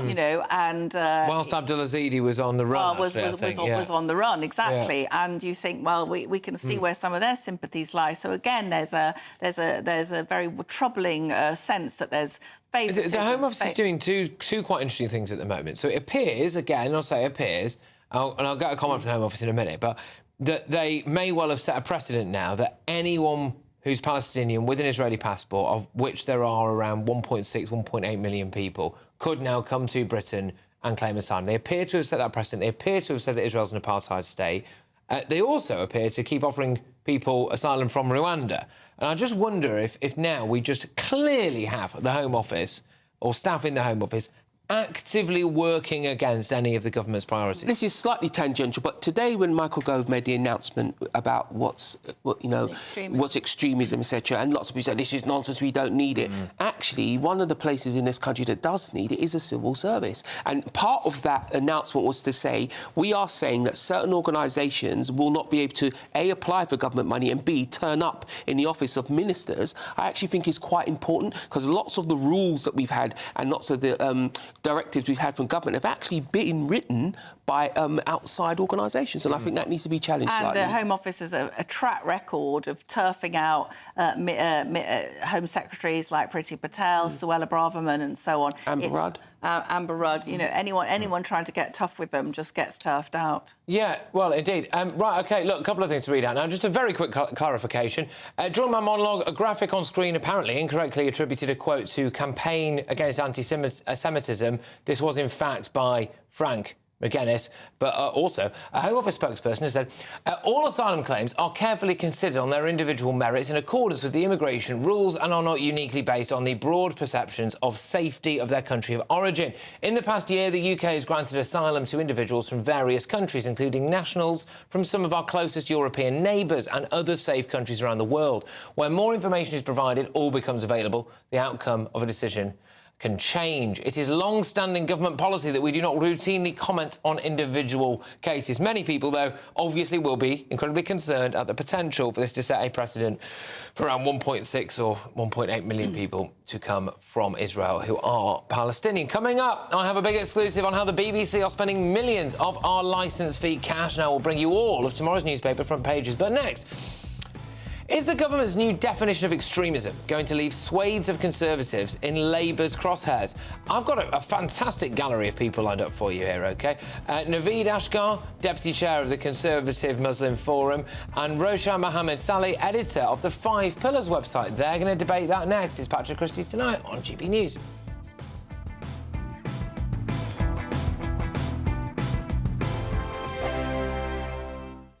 This is GB News, Britain's news channel. For decades, Britain has been dealing with immigration, but for one part of the UK, it is a relatively new experience.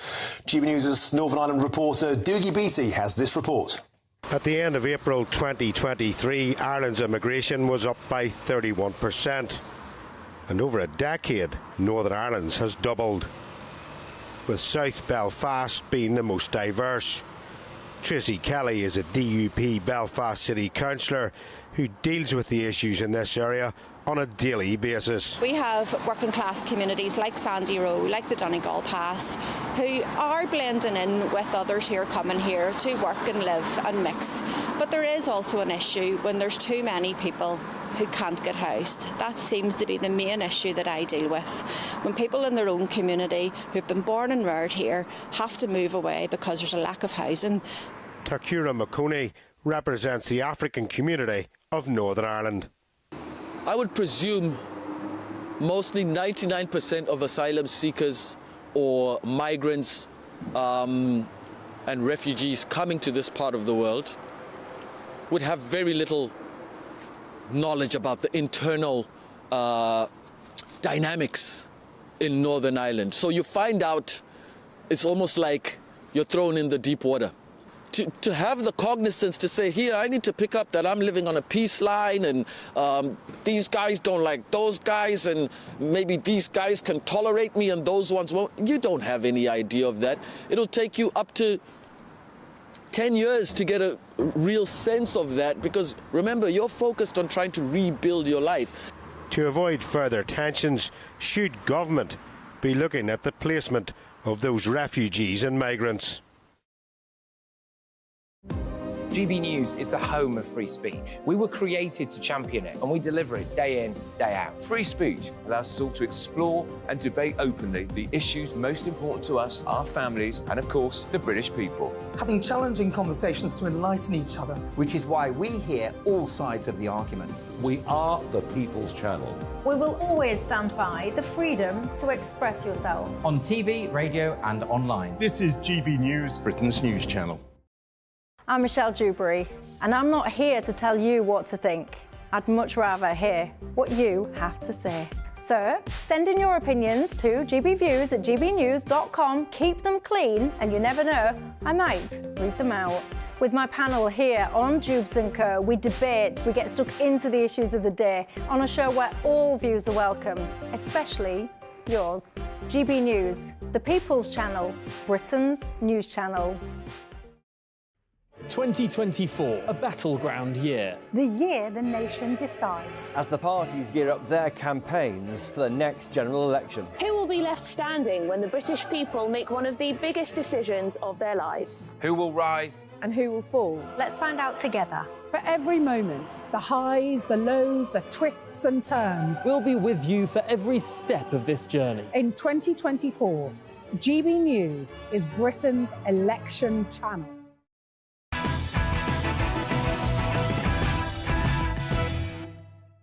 Welcome back. It's Patrick Christys tonight on GB News. Tomorrow's newspaper front pages are coming very soon. But first, unveiling his new definition of extremism earlier today, Michael Gove named several groups that could fall foul of these changes. Organisations such as the Muslim Association of Britain, which is the British affiliate of the Muslim Brotherhood, and other groups such as Cage and Mend, give rise to concern for their Islamist orientation and views. We will be holding these and other organisations to account to assess if they meet our definition of extremism, and will take action as appropriate. But with the official list of banned groups not set to be published for a few weeks, that was the short list, if you will, many more groups could also be named and shamed. One such group, though, is the Muslim news outlet 5 Pillars. I am joined now by the editor of 5 Pillars, Roshan Mohammed Saleh, and the deputy chair of the Conservative Muslim Forum, Naveed Ashkar, and Just Stop Oil spokesperson Ben Roshan as well. So we've got the proper gallery, we've got the full house. Brilliant stuff, fantastic. So look, I'm just going to start, Roshan. You expected to be named today by Michael Gove. What happened? Yeah, I mean, all the media reports indicated that we would be named. I saw a draft speech of Michael Gove's Parliament address. Word for word, he said the same thing, apart from discarding 5 pillars. So it was obviously a last-minute decision.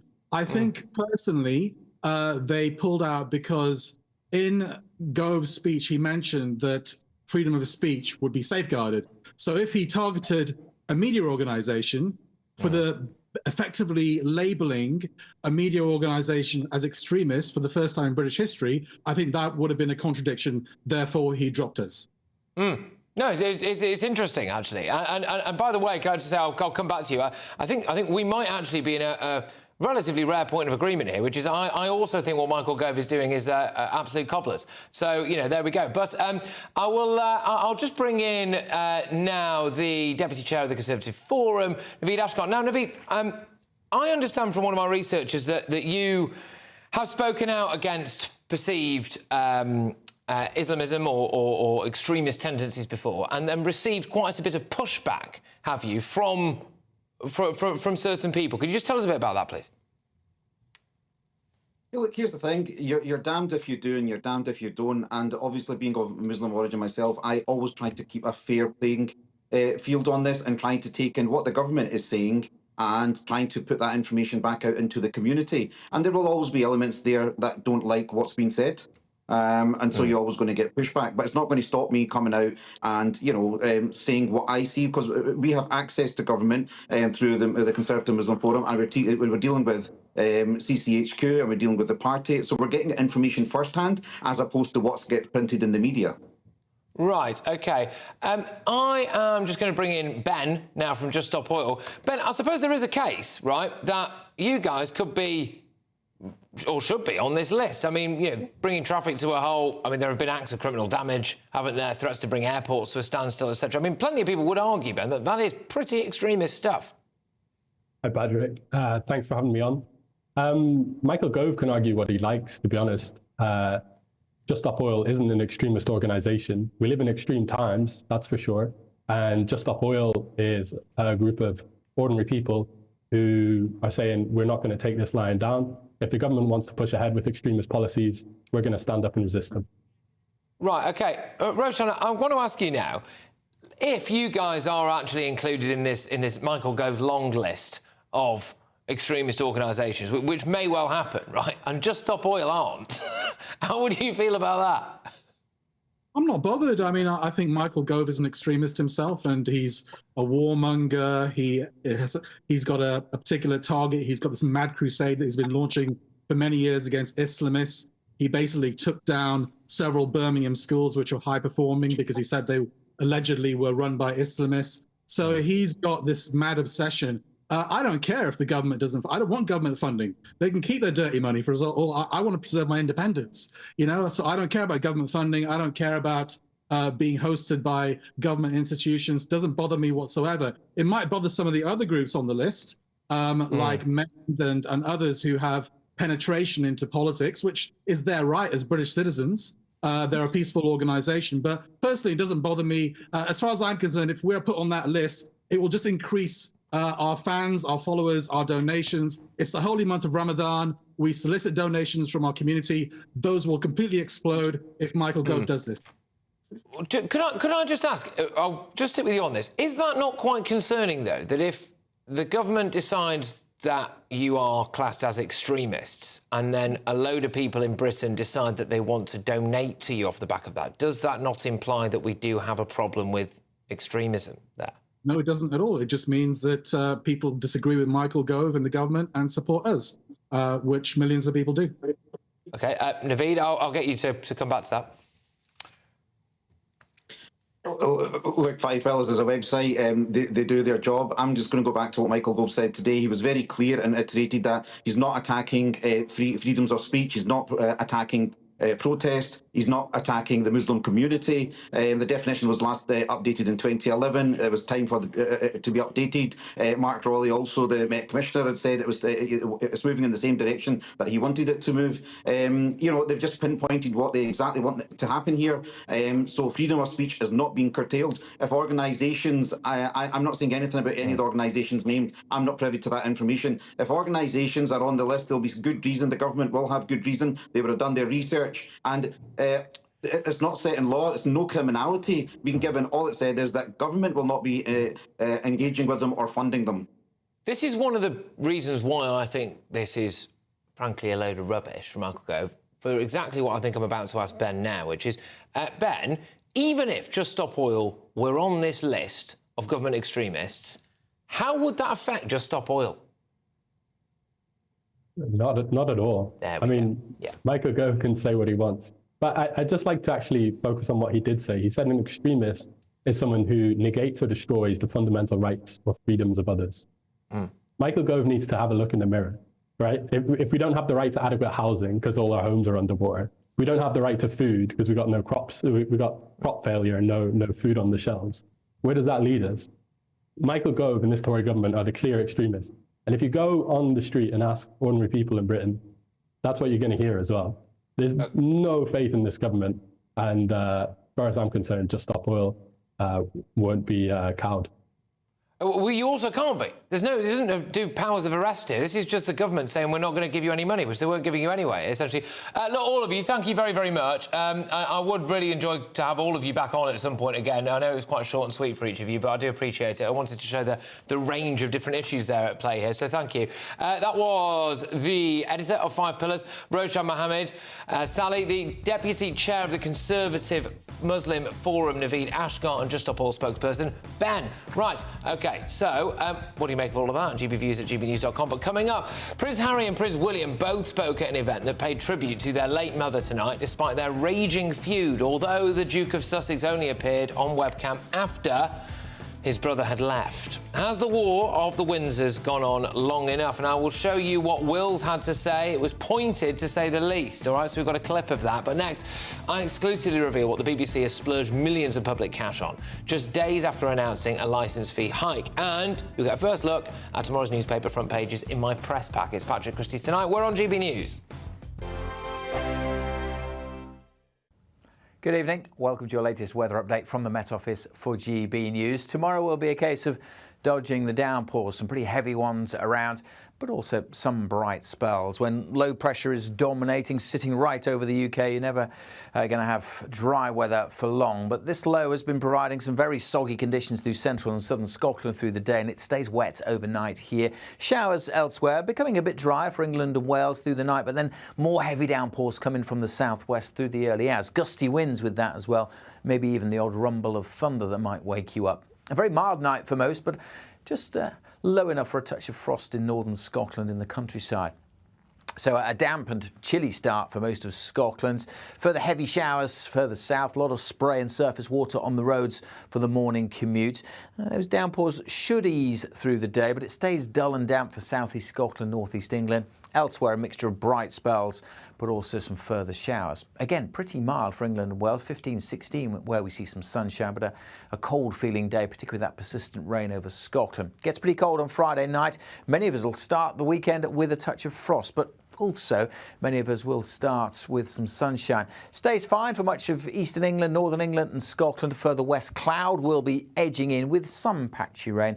Temperatures in the teens in the south, single figures once more further north, despite some decent spells of sunshine. Goodbye. I'm Michelle Dewberry, and I'm not here to tell you what to think.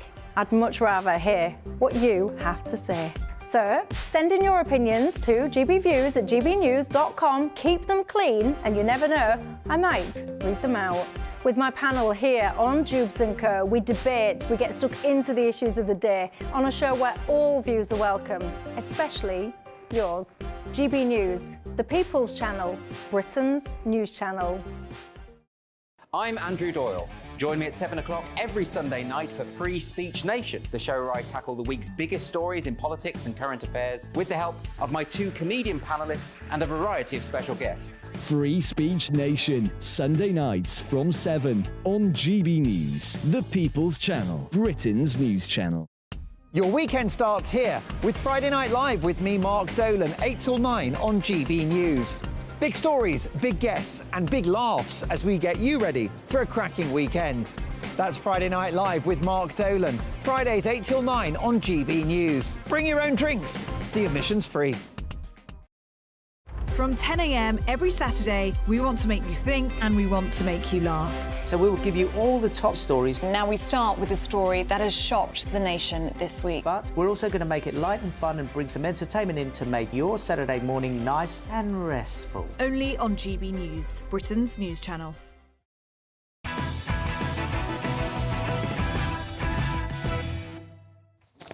All right, welcome back. It's time to bring you now tomorrow's News Tonight in the liveliest pay-per-view you'll get anywhere on the telly. Here we go. Let's start with the Metro. Staff work from home caused air misery for millions. Millions suffered as Britain's air traffic control system went into meltdown last year because apparently the IT engineers were working from home. Lovely stuff. Next, we go to the Express. Victory. Esther wins Commons debate on right to die. MPs are to debate the legalisation of assisted dying in a famous win for campaigner Dame Esther Ranson. OK, that's the old assisted dying stuff. The Independent. Putin targeted UK minister in cyber attack on RAF jet. So that is the story that was on our bulletins earlier on. The Guardian. Tories urged to give back another £5 million from Hester. Look, guys, it's not going to happen. It's not going to happen. But anyway, that's the guy who said that Diane Abbott should be shot. Children cannot avoid violent content online. And there we go. Let's go to the Eye. Number 10, anxiety grows as angry Tories question Sunak's authority. Now, just on that, I had a message from a Conservative MP whilst I was on air, and it does tie in with what's on the front of the Eye, to say that, as they understand it, 7 letters of no confidence went in about Rishi Sunak today. I am joined by my press pack, of course. I've got the wonderful Alison Pearson, Lord Bailey and Matthew Larser. But, yeah, for a breaking development about the pressure that appears to be growing on Rishi Sunak. A senior Tory MP has told GB News that 7 more no-confidence letters have been sent in the last 24 hours. That's according to a source. Alison, what do you think of that? Well, we've debated whether is it too late to push him. I mean, I've always said they should, because it's going to be an absolute rout, Patrick. I mean, I'm thinking it's going to be the election's going to be in double. They're going to be down to double figures, so they should push him. But I don't know. I think they're waking up now. I think they realise now they've been in their bubble. They're absolutely detached from the mood in the country. But the mood in the country is murderous. So I wonder. I keep telling you. I know it is. Are you? Sean keeps. You're not disagreeing, Sean, are you? You're just feeling. Sean keeps saying it can't be that bad. It is that bad. Alison, I'm expressing my hope and my dreams that it's not that bad. But look, I'll say this: Tory MPs need to get a hold of themselves. They need to show some loyalty, if only out of self-preservation. Loyalty to what? To push the PM now would lose any idea. No, it wouldn't. That the Parliamentary Conservative Party have any value at all. It would be a ridiculous thing to do. Give the man some room to be the Prime Minister and get some things right. That Hunt budget, you look at it and you think, if he really seriously had to be talked out of having a May 2nd general election, you think, was that the... I mean, I had Priti Patel on that sofa the day after the budget, and she was like, well, we're obviously not going to go to the polls with that. Yeah, and she was right. Listen, any Prime Minister who isn't talking about housing, number one. Health. Yeah, health, number 2. You could swap them around depending on where you are in your life, yeah? You could argue he's not focusing on what the rest of the country is focused on. And 14 years we've had of this. But the point is, he has. If he goes tomorrow, he doesn't have a chance to change that, and we'd all reap the whirlwind. Give the man some room to get it right. If you are just joining us, and I'll go to Matthew on this now, but if you are just joining us, this is the news coming to us here, breaking, that a senior Tory source has told GB News that 7 letters of no confidence went in about Rishi Sunak in the last 24 hours. Matthew, I mean, presumably Labour just want him to stay, don't they? Well, what Labour wants is what the country wants, which is an election. I mean, he's squatting in Downing Street. What's it going to take to get him out of number 10?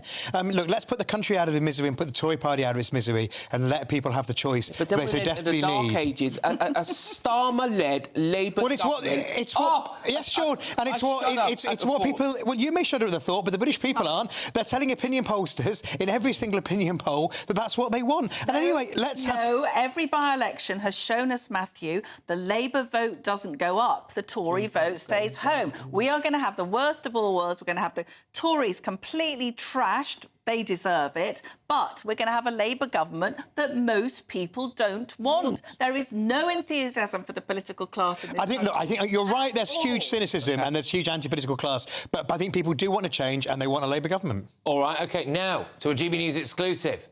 We have learned that the BBC is planning to spend an astonishing £47 million of public money on new high-tech telephone lines, which will include AI, despite the latest licence fee hike kicking in just a few days. With the annual cost of a TV licence due to rise to £169.50 from the 1st of April... Oh, no. The £47 million will fund a new switchboard, complaints line and queries around tickets to attend shows. Critics have questioned the huge sum and asked why the services can't be provided as part of the BBC's annual budget. I mean, Alison, this is ridiculous. £47 million on this. I don't even understand what's the nature of this phone service. Yeah. I mean, it's absolutely astonishing, isn't it? I mean, it would, would keep most television programmes going for decades, wouldn't it? The trouble with the BBC is they act like they are a high-earning commercial organisation. They are the civil service. They are supposed to be saving public money, not splashing out, particularly when they're sending people to jail. There's more women in jail. Most women who are in jail are there for non-licence fee payment. Wow, that is astonishing fact. Say that again. I think I've got this right. A large number of women who are in women's jails are there. No. Non-payment of the BBC. You learn something, you see. Wow. It's been historic for decades. I think, absolutely. That is astonishing. I'm not sure whether it's gone up or gone down, but for decades it's been a major cause of women going to jail. That is absolutely... You know, I think it might actually have gone down a bit, but it has for decades. I sat here and I thought, look, the BBC is a huge organisation, very technical, done loads of amazing things over the years. They have to be allowed to buy some expensive equipment as long as they can justify it. So that's the good part. To contradict that, if we are sending particularly women to jail to sponsor an organisation that's meant to be a public organisation for the benefit of the British public, something needs to be done. And I often get in trouble by the BBC. They've rounded all kinds of attacks on me because I've said that the TV licence is beginning to look untenable because of the raise, and now we add this astonishing fact to it. I think they need to go back to the drawing board and make sure they can demonstrate value for money. I'm gonna read out what the BBC have told us, all right? And then I'll bring it to you, Matthew. So, when we contacted the BBC, they told us this is a routine pre-procurement for essential staff-led... Oh, it's guff, isn't it? Sorry, I shouldn't say it. Essential staff-led services for audiences that are available 24 hours a day, all year round, including inquiries and feedback, charity appeals and donations, BBC action lines and the BBC switchboard. The new service provider will be required to enhance and improve our ability to handle all contacts in a consistent, timely way. We always seek the best value contract possible. I mean, Matthew, 46 million quid for a switchboard. Look, we don't know how long that contract is over. I mean, the switchboard was outsourced when I was at the BBC, so I don't think it's all going to be spent at once. And look, if you want your viewer complaints, and it sounds to me like you might want to put a lot of complaints in about the BBC for you, Patrick, if you want to have people, having technical problems who want a response, if you want people responding and getting information on things, the serious issues that are tackled in programmes, then you need a working system. It sounds like an awful lot when the licence fee's going up, but if it's spent sensibly over a period, then it makes sense. £47 million is ridiculous. As long as as long as they can justify it, they should be allowed to buy big things. They're a big organisation. But where's the justification? All right, just getting it in my ear now. So it turns, apparently, a higher proportion of women have been prosecuted, the BBC licence fee, not necessarily sent to prison, but, hey, I'm sure we could have more of a look into that. Anyway, it's the trans influencer who sent Bud Light share price crashing through the floor last year, but Dylan Mulvaney is now hoping for redemption by dipping his toes, into the music business. Let's go, girls! These are the days.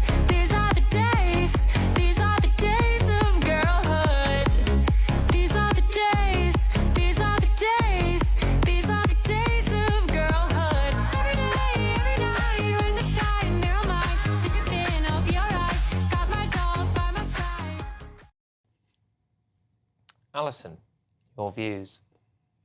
Unprintable. I've been working on a trans propaganda ideological spreading in schools, so I'm not very amused by Mr. Mulvaney, I'm afraid, because that may look fun and candy floss and so on, but behind that is spreading the message to vulnerable young people that this is a lifestyle option rather than something that's actually quite sinister. Do you not think That's actually quite... I mean, I'm not a woman, right? So I don't want to get offended on women's behalf. Yeah, I don't get offended on women's behalf, and I don't want to... Yeah, but, like, that to me seems a bit rum, that. I spoke to a 14-year-old girl today and asked her what she thought about it. And she said, I don't care, he can do what he wants. But she kept saying he, and I said, but he said he's a girl, them. Yeah. And she said, no, he hasn't never grown up as a girl. He hasn't got a clue. Exactly. And then she went on to say, well, when did he become a girl? And then I said in his adult years. And she said, well, he's never been a girl like me. I grew up as a... And it was a strange conversation for that young person to understand it. Well, he says he's a girl, but he's not a girl as she sees herself because she wasn't a girl from day dot. But that's the problem. It's the confusion that it spreads to people who are vulnerable. This particular girl was very certain who she was. But my biggest objection is it's a terrible song. All right. Fair enough. Well, it's that time again for our Spring Great British giveaway and your chance to win gadgets, a shopping spree and 12,345 spring cash. You've got to be in it to win it, and here's how you could be the next big winner. Want to be a winner? You've won £18,000. Oh, flipping heck. I don't know what to say. Enter our massive spring giveaway with 3 big seasonal prizes to be won. There's £12,345 in tax-free cash to give your finances a spring boost. We'll also send you on a shopping spree with £500 worth of vouchers to spend in the store of your choice. You'll also get a garden gadget package. For another chance to win the vouchers, the treats and £12,345 in tax-free cash, text GBWIN to 84902. Text costs £2 plus 1 standard network rate message. Or post your name and number to GB03 PO Box 8690 Derby DE1 9TT. UK only. Entrance must be 18 or over. Lines close at 5 p.m. on Friday the 29th of March. Full terms and privacy notice at gbnews.com/win. Please check the closing time if watching or listening on demand. Good luck. Coming up, GB News hits the Lords. Love it or loathe it, the channel is surely a valuable shake-up of the media landscape.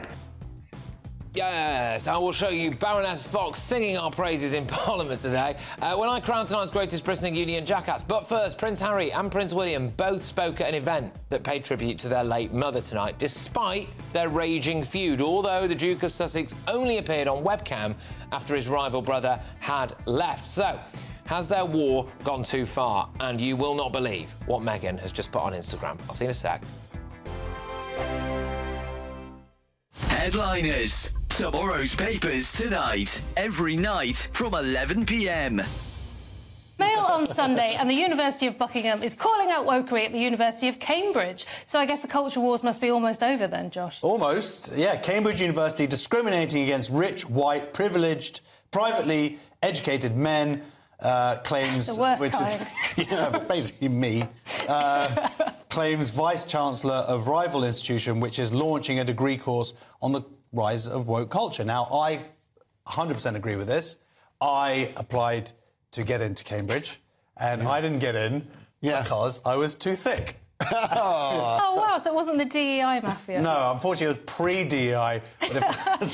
So it's like a double insult now. Were you one of those guys who was like had a B, a B average? You know, you look like you should be an A because you act like an A. I act like an A. You act I've like got an glasses. A. Yeah, they're fake. I don't even have to. They don't even have lenses. Lewis, do you think that this is a little bit cynical? Because I looked up this University of Buckingham, and they opened in 1973, and their tagline on the internet is the home of the two-year degree. They're trying to bring down Cambridge University with this. Well, why not pick the biggest? I mean, that's why we should. We should be attacking the BBC 24/7 on this thing. I thought we were. We aren't. We don't mention it enough. Listen. What I found shocking about this story is Buckingham is the country's oldest private university, and was founded in 1976. Something is wrong there. What do you think? Was Oxford founded by the government? I don't think it was. Was Cambridge? No, absolutely not. I looked up Cambridge was 1209. Yes, so exactly. So you can it get... wasn't a government But this grant. is actually quite scary. They can do a course on the origins of the woke movement. I'm just saying, someone's going to have a degree, and our job is going to be under threat. They're going to know much more than us. Never.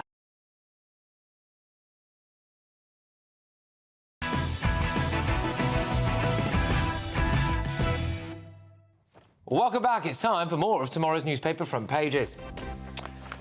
Let's go to the Daily Telegraph. Fears for patients in NHS net zero drive. This is a remarkable story. I'll focus on that very shortly. I just want to bring you the Daily Mail. Diana would knock their heads together as the princes appear hours apart at the same awards. That is the Mail, and we move on now to the Times. Gove names Muslim and far-right groups that could face ban. They're also saying that there's 20,000 people a month off work with poor mental health, and a big picture of Concord. The Mirror, cops sued over shot sergeant. Mistakes led to Matt Ratana's killer entering the police station with a gun. So those are the remainder of your front pages. I'm just going to start by focusing in on, because this really shocked me when I found out about this just a few minutes ago. Fears for patients as NHS rolls out net zero electric ambulances. But it's not just that, though, is it? Alison, can you fill us in, please, on what's on the front of the Telegraph? Yes, a guy quite senior in a medical provision got in touch with me and he said, I've seen some mad things in my life. He said, but they're now in the NHS to hit their net zero target. They're rejecting medicines and equipment that aren't environmentally friendly enough, even though they're better for the patients. Right. So just so we're clear, the NHS appears to be rejecting actual medical help because it might not contribute towards net zero. Yes, that's correct, yes. So most of the questions asked about, say, something like a plastic cannula, safer for patients, are being rejected on environmental grounds. Oh, my gosh. Yeah. You're going to end up with, what, paper cannula? Yeah. Just disintegrating every 2 minutes. Two things. I wonder if there's a legal challenge in that one day if somebody dies. And they'd argue that you hadn't been provided with the best care possible.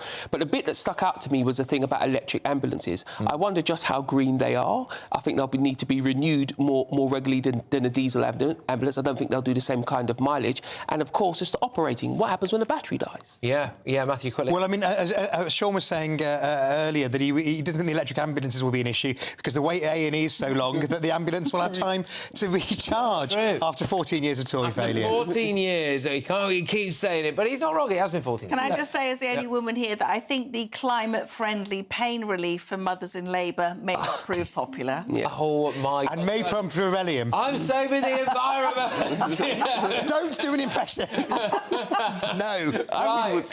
Now, has the war between William and Harry gone way too far?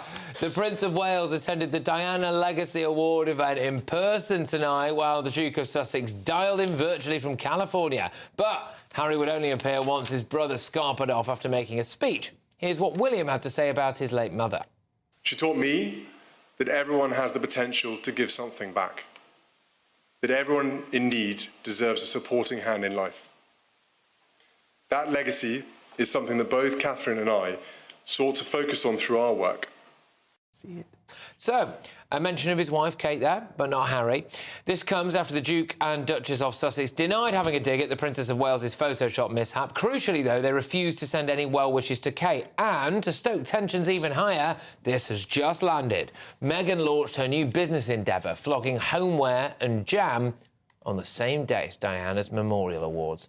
I mean, Matthew, does she have no shame? Well, quite. I'm slightly worried about the size of William's tie there. It was slightly alarming. But on a more serious note, I mean, what are the Sussexes going to do? They need to shut up and find something to do. It's pretty tasteless, flogging a jam range while you... The Duchess of Sussex, it said on the thing, but Meghan, the Duchess of Sussex. And you think, well, why are you dining out on this? You hate it. I thought they dropped all the titles. Thought it was taken away. Nope. No, they kept that one. They're not Prince. He's not Prince. I think reality bites. It was great for them to attack the royal family, but they forgot that their notoriety was because they were in the royal family, which they then endeavoured to remove. I think that Diana was a great mother. She absolutely loved those two boys, and she would be heartbroken. Totally. All right. The Mail front page has it right. She'd be knocking their heads together, wouldn't she? Yeah. OK, now I can bring you, yes, I can, live footage of Rishi Sunak clinging to his premiership. Oh, there we go. Play it again. There we go. Clinging to his premiership, and there it is. Up. Oh, it's on the floor. It's time to reveal today's greatest Briton and Union jackass.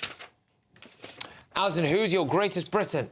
It's Sir Jacob Rees-Mogg, who called for net zero targets to be postponed indefinitely because he's fed up of making us colder and pay more when we need a sensible energy policy that delivers cheap energy. Well done. Or having a paper cannula. No epidurals or anything else either, apparently. God, my greatest Briton is Baroness Fox of Buckley for her staunch defence, not just emotional but technical, of GB News and its existence. I can proudly say she was the Baroness who introduced me to the Lord. She is fabulous. She's fierce for free speech, and she's fierce for the country. And here she is.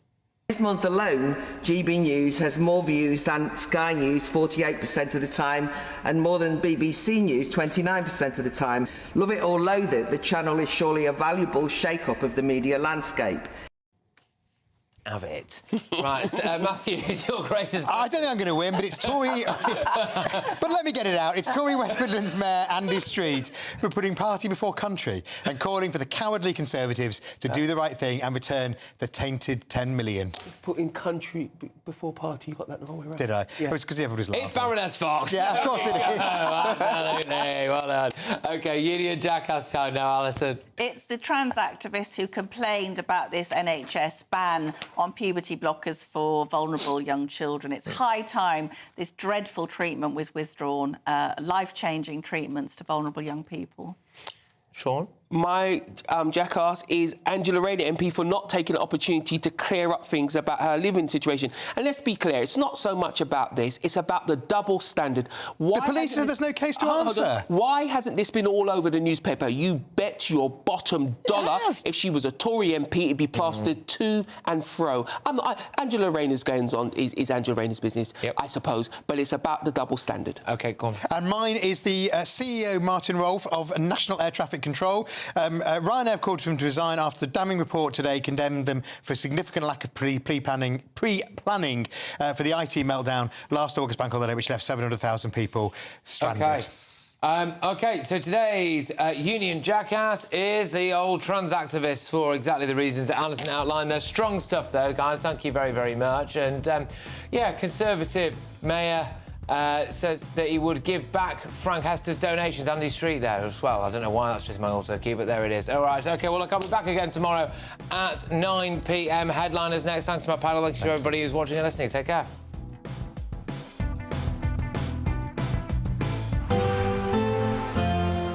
A brighter outlook with Box Solar, sponsors of weather on GB News. Good evening. Welcome to your latest weather update from the Met Office for GB News. Tomorrow will be a case of dodging the downpours, some pretty heavy ones around, but also some bright spells. When low pressure is dominating, sitting right over the UK, you're never going to have dry weather for long. But this low has been providing some very soggy conditions through central and southern Scotland through the day, and it stays wet overnight here. Showers elsewhere, becoming a bit drier for England and Wales through the night, but then more heavy downpours coming from the southwest through the early hours. Gusty winds with that as well, maybe even the odd rumble of thunder that might wake you up. A very mild night for most, but just low enough for a touch of frost in northern Scotland in the countryside. So a damp and chilly start for most of Scotland. Further heavy showers further south, a lot of spray and surface water on the roads for the morning commute.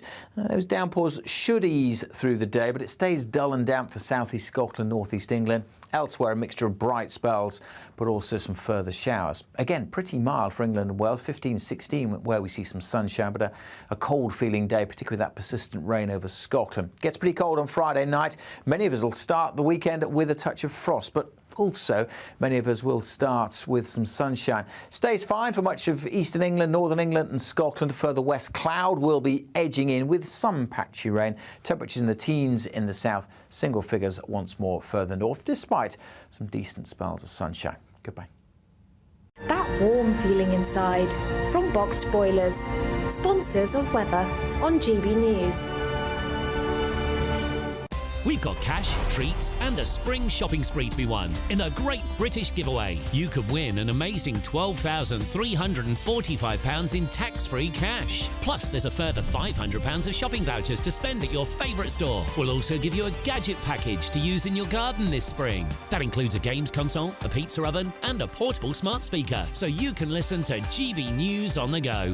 For another chance to win the vouchers, the treats and £12,345 in tax-free cash, Text GBWIN to 84902. Text costs £2 plus one standard network rate message. Or post your name and number to GB03 PO Box 8690 Derby DE1 9TT.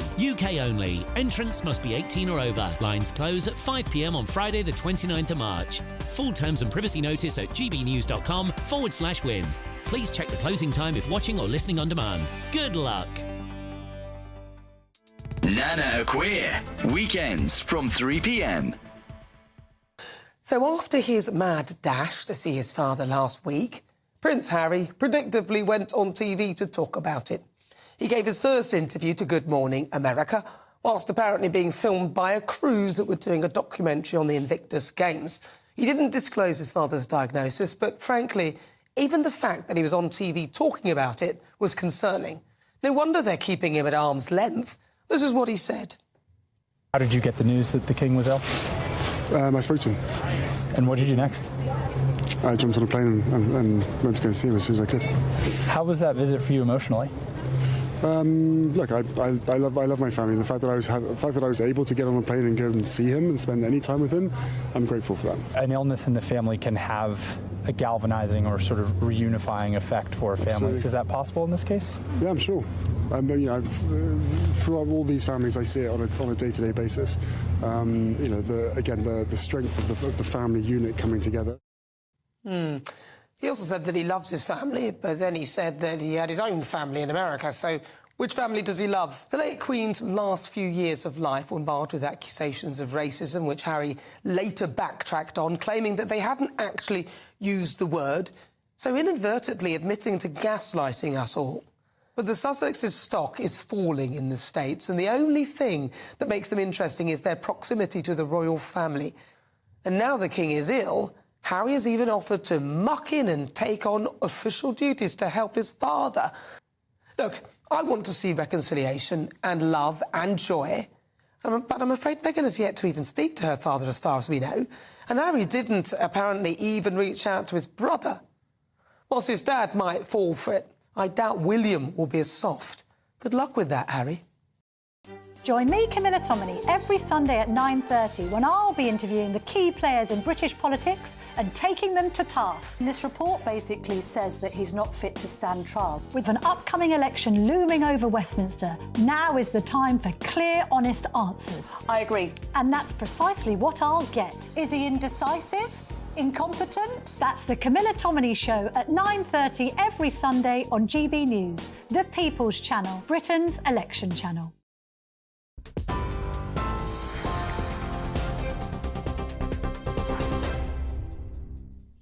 Good evening from the GB Newsroom at 11 o'clock.